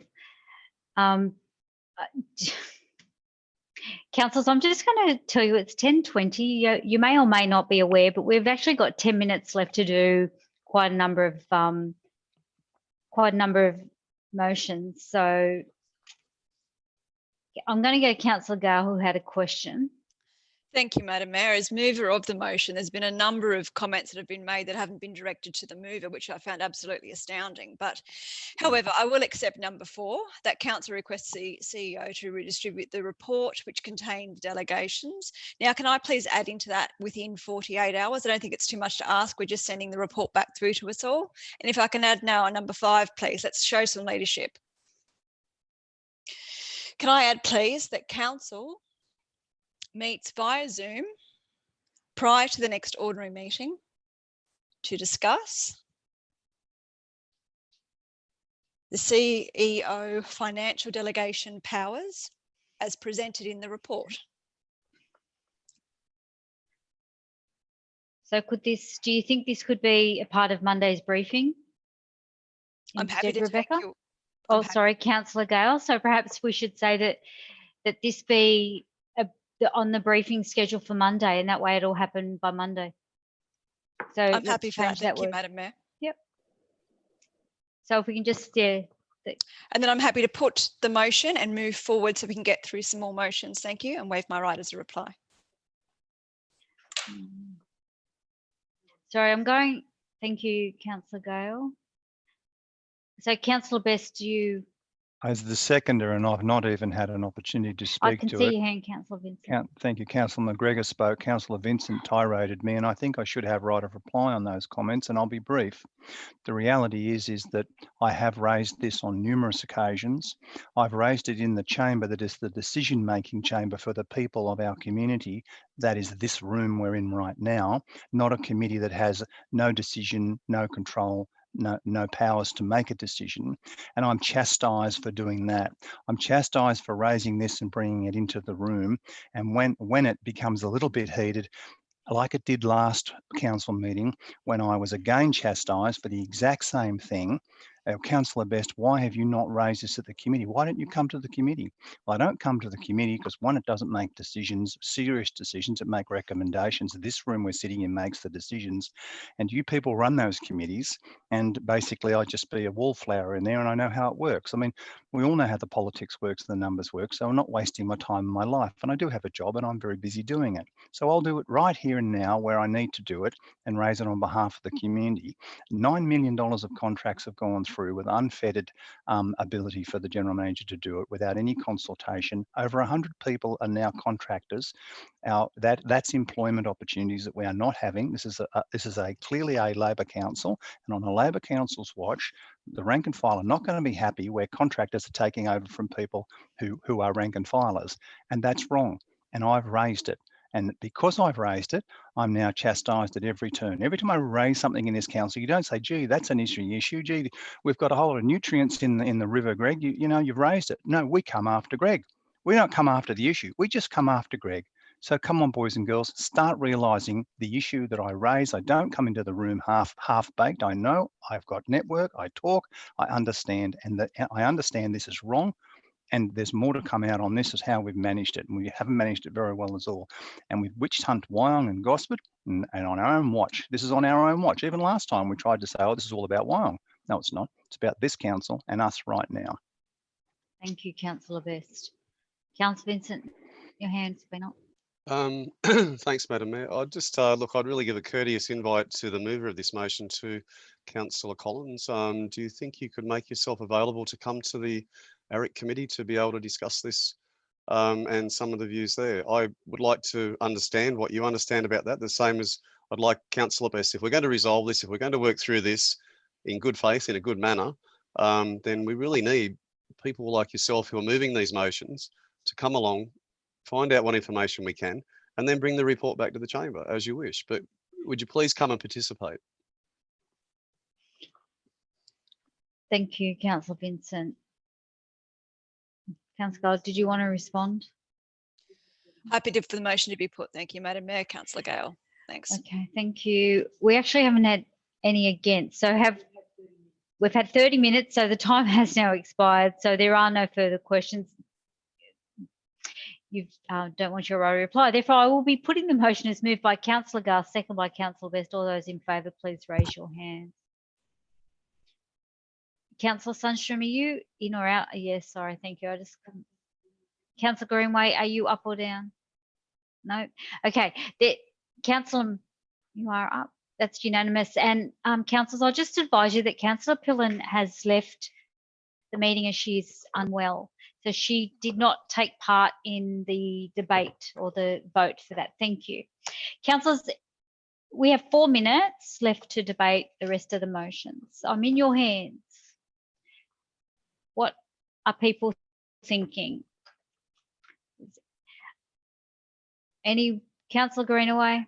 I think one of the maybe 2 out of the 3 motions, at least one anyway, the staff said that the motion was unnecessary, I think. So is it possible to just scrap? So the motions we have left on for tonight's discussion is 6.1, which is the notice of motion, council to support federal government's COVID tracking app. We have 6.2, the COVID economic crisis, which there was some advice given back by the CEO, and then the notice of motion 6.3, the National Tree Planting Day. Well, I move that we ignore the ones that were discussed as unnecessary. Procedural there for anyone who wants to support it. Nobody's. Yeah, so we do have to consider them. So so tonight we make a decision now that we will move the rest of the paper to the next meeting, which are 3 items. We extend the meeting. Please, I'm in your hands, councillors. Councillor Smith, give me something. I move that we defer the remaining items to the next meeting. I'm happy for the National Tree Planting one to be deferred, and the other 2 are the ones I think Councillor Greenaway noted that really are just for noting. So one would presume that they're really just for councillors to express a view. So we could save those till the next meeting. Do I have a seconder for that? Well, Councillor Gale will second it. Councillor Best, you've got.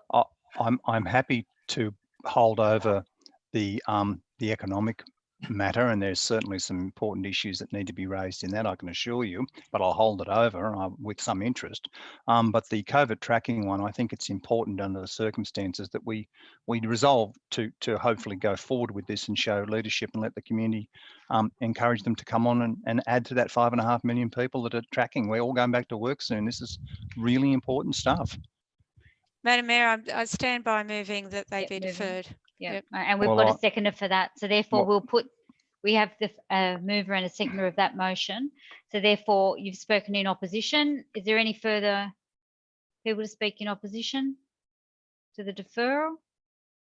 No, therefore I will put the motion as moved by Councillor Smith, seconded by Councillor Gull. All those in favour of deferral of the 3 items, 6.1, 6.2 and 6.3, please raise your hand.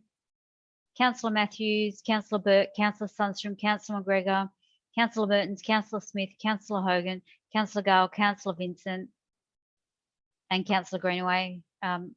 All those against? Councillor Best, Councillor Marquette, Councillor McLaughlin. I declare the motion carried. Thank you, councillors. I therefore will call the meeting to finish at 10:29. Thank you, councillors.